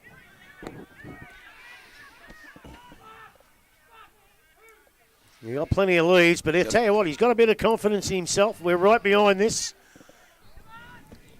In he comes, Young. Puts it towards the goals. It's a good kick, but it's going to drift away. It's not going to make the distance, and it's punched through for a point for Inverleigh. They'll move on to 14-13, and they lead Bell Post Hill 14-9. I don't get how they held the play up then. The Bell Post to get the ball, take off, have a bounce. They've called him back. Ball's come out to Page. Page now on the right boot, puts it up towards the wing position. Up goes, that's a great mark, Andrews. Andrews now goes back, has a look further downfield. Inverleigh look to have their forwards covered a little bit, and up he goes now. Puts it up towards the forward pocket position. Forward goes up, man picks it up, but he was already out. He was already out when he kicked it, and there'll be a throw in. It's a great bit of roving. In the deep in the forward pocket. How many minutes gone we got? We're on 27, Grub. 27 minutes with only a few points of difference. It's a fantastic grab by young Andrews then, wasn't it? Yeah, good play. Here comes the boundary umpire. There's a lot of players around this ball. They've got to try and clear it out here. Wilson gets the tap out, gets a secondary tap out, but it goes to Yates. He kicks it into his own opponent. Whitney picks the ball up, and there's a kamikaze handball. No one can pick it up. It's on the bottom of the pack. Sable's in there trying to get it out. James is hanging around the back of the pack, hoping like hell it'll come out, but it ain't going nowhere. And it's still 14-13 to 14-9 in favour of Inverleigh, Smithy. Ball now thrown up. Barton doing the ruck work. Taps it over his shoulder. Goes towards Cations. Taken out of his hands. Again at ground level. Ball is picked up there. Gerard dives on it. He stands on his feet now. He puts his hand up. I haven't got it, he says. Umpire says, all right, give it back to me then. We'll start again. Ball up inside 50. There's a lot of players at this end of the ground. There's only one back rider, and that's Andrews out the back. Ball goes towards James. Again, need a clearance outside the contest. It's not coming. High, says the umpire. And Young will be the recipient. So he's going to get to his feet now. So Young now has options sideways. He's going to use that player, and that's Donoghue. Back there as a spare player. He's going to hold things up now. He can go back to Crowley if he wants to. Or Young. So he goes back to Crowley. Got a man up. They do. That's what they've got to do. It's the only way to turn the ball over, make a mistake. Goes back to Donoghue. And again, he takes the ball. Forward stands the mark. So Donoghue now in the back pocket. Goes short again. Robinson comes up and he takes a mark. Has Crowley. Oh, he's let the ball in the air. Going man. Oh, no. Man. And man can go back and kick for goal. And this will put them back in front. Oh, my could almost be after the siren. There's a siren. There is a Siren siren. has gone, ladies and gentlemen. Good call, Siren. This is it. And as he said, he has been a goal kicker in his time. So a straight kick will see them run out winners. So Luke Mann. Every kid's dream, Spider, isn't it? Sometimes you just don't want to have it. It's a nightmare. I'll do it from the goal. So Mann comes in, lines up, kicks at goal, and he's got it! Oh, beauty! Luke Mann has answered the call, and Belpost Hill run out winners, 15 goals, 9. Dreaming on. They will beat Inverleigh 14-13. Goal kickers for the home side, 3 each to Meehan and Grundle, 2 to Hutchison and Manganelli, and Wilson, 1 each to Tyquin and Donoghue. And for the Belpost Hill side, 3 to Will Ford, 2 to Nick Costello, Sable and Ettridge both with 2, and Luke Mann with 2 on the siren to win the game. Yates and Yibbida. That is all over. Unbelievable. That is all over. And this idiot beside you, he wanted to go to Thompson and East. Well, you all got to be kidding. And Johnny Mitchell, if you listen, because we came to a great game. Now we're going to take a short break. We'll come back and go through everything that's happened here this afternoon. A summary of the game from Spider Brady and our best player on the day, Caleb Basey. I probably can't give you a vote this week, mate. But Luke Mann, 3, 2 and 1. You're listening to 94.7 The Pulse, your home of local football.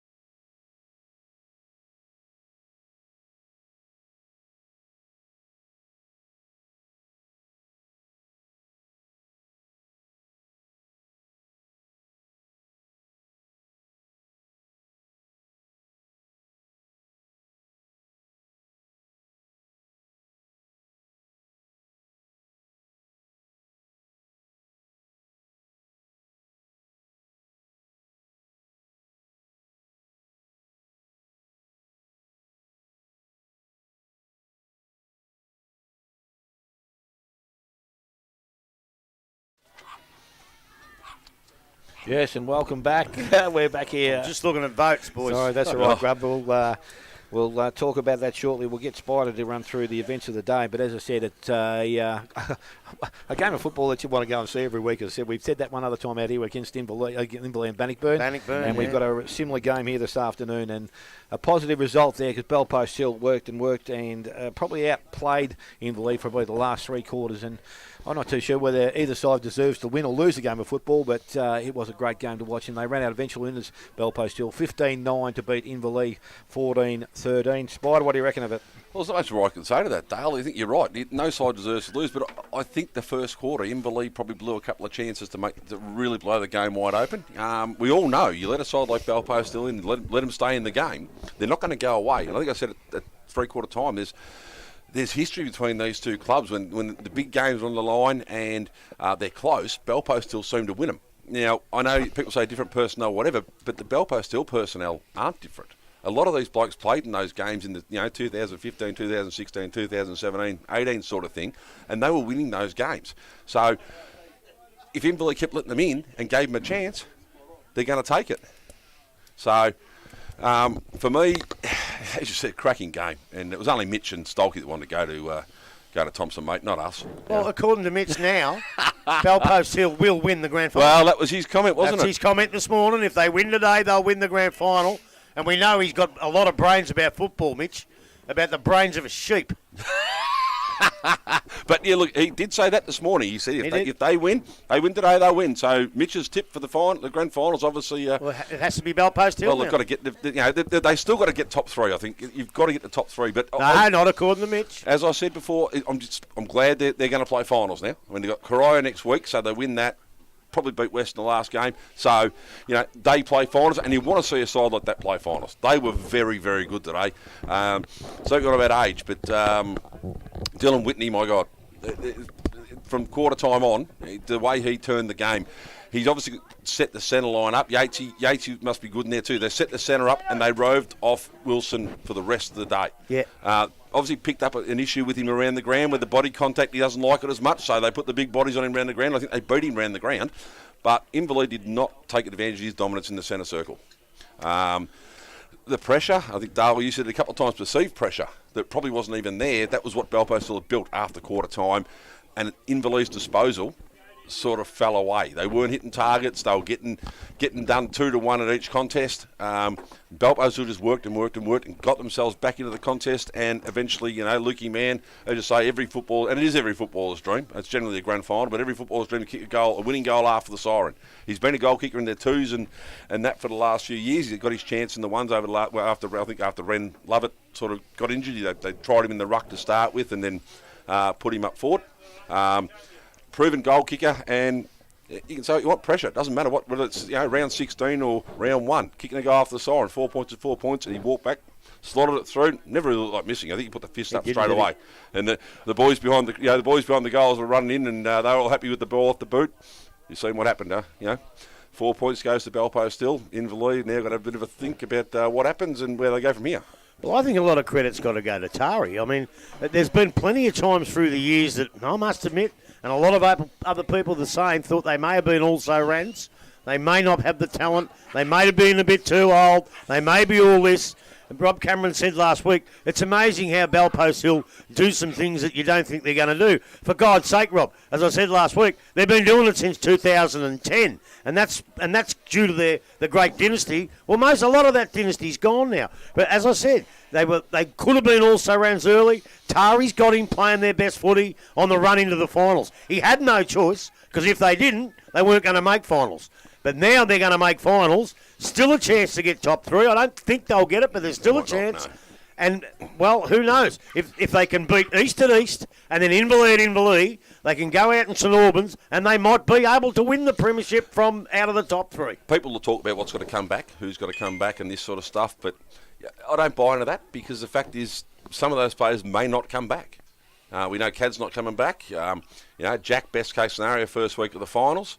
So there's blokes, obviously there's a couple running around the twos that had weddings and whatever. Which probably hurts your coaching staff more than anything now with that. These blokes who dominated in the twos should have been there in the ones, could have made a difference, but they chose not to.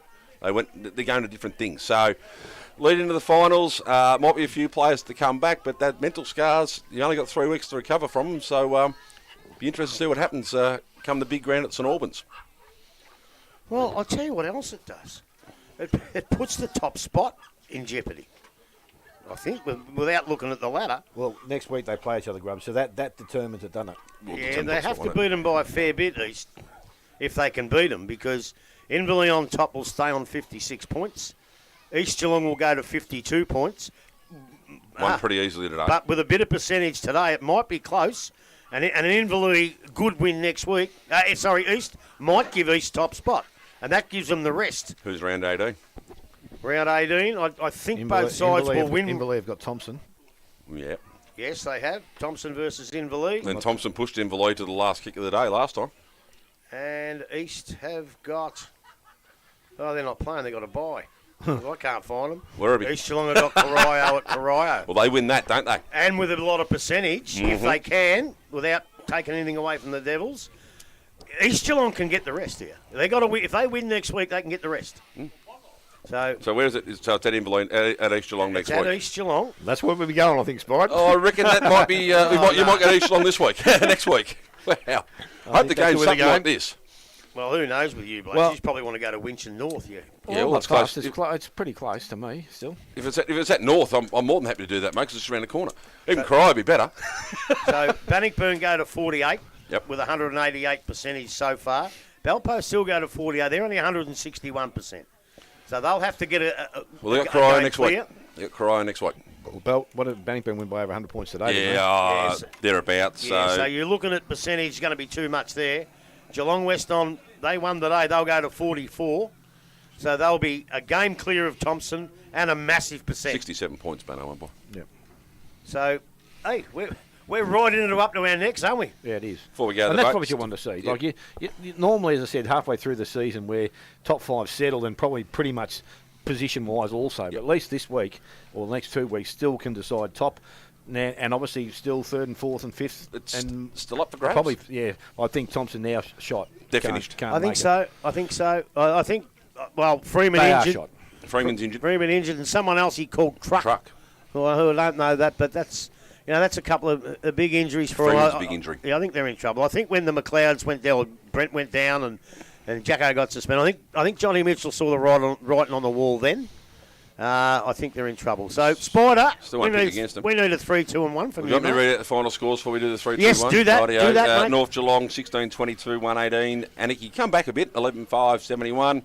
In That'd progress. be the biggest score for the year, I reckon. Hey? That'd be the best score for the year. Probably. In progress, the East Geelong Thompson hasn't updated, so obviously Mitch has ripped the power sockets out, so nothing's working. East Geelong with 12-10 to Thompson at 3-4, so that's 10 goals. Yep. Banno 18-7, 115 to Winch 5-12-42. Geelong West Giants 12-22, see bag kicking again. I mean, they've got the win, 2-3-15 Werribee. You got the win, but you kick 22-12, your percentage goes up and it shores up your spot, doesn't it? And Belmont Lions, what a big win this is. 27-12, 174.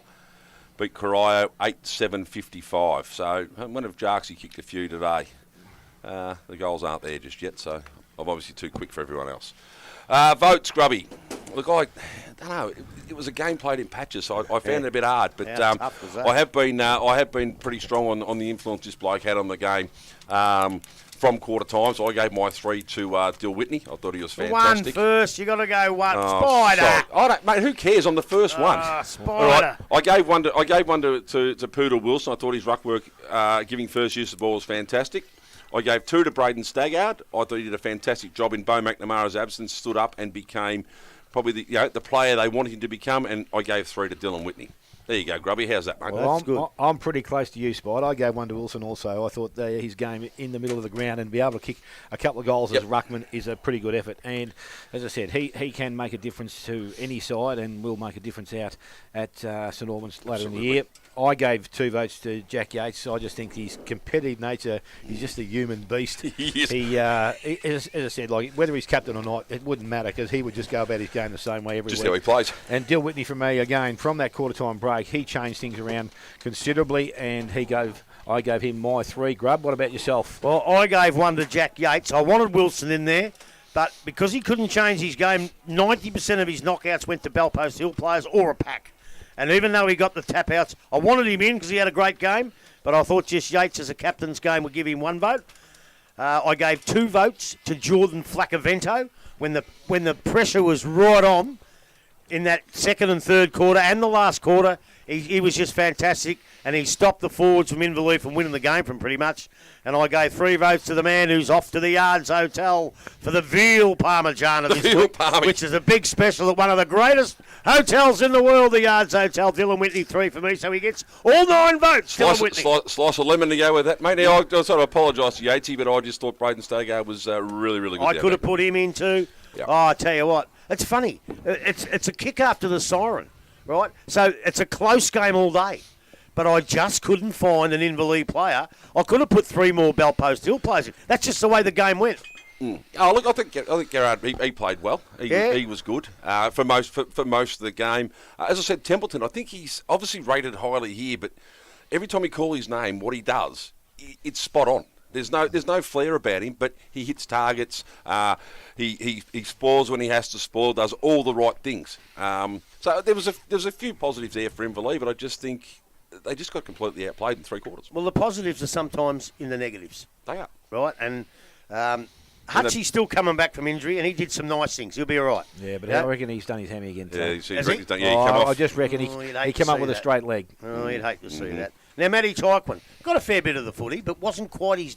And that's why I nearly gave a vote. I reckon Sable was looking after him for He did a long, good job, Sable. He was in my top 6 at Belpost. Very, very hard to keep Matty Tyquin down to what he kept him to, so Sable's a bit unlucky. Cations didn't play a great game. Jones had a lot of the ball. James had a lot of the ball, but just sometimes the decision-making let him down. A little bit. He went back to that. Muir was all right early. Paddy Burke, the last time we seen him was fantastic. He just struggled a little bit, did some nice things. Finn O'Keefe was okay. He could have gone one. As you said, Gerard was good. Didn't see much of Circuit. Now, you won't hear much of Circuit when I'm commentating, so I don't even know what he looks like. So I probably missed him a few times, and I apologise for that. But, Haste was good early. Ryan Robinson was okay.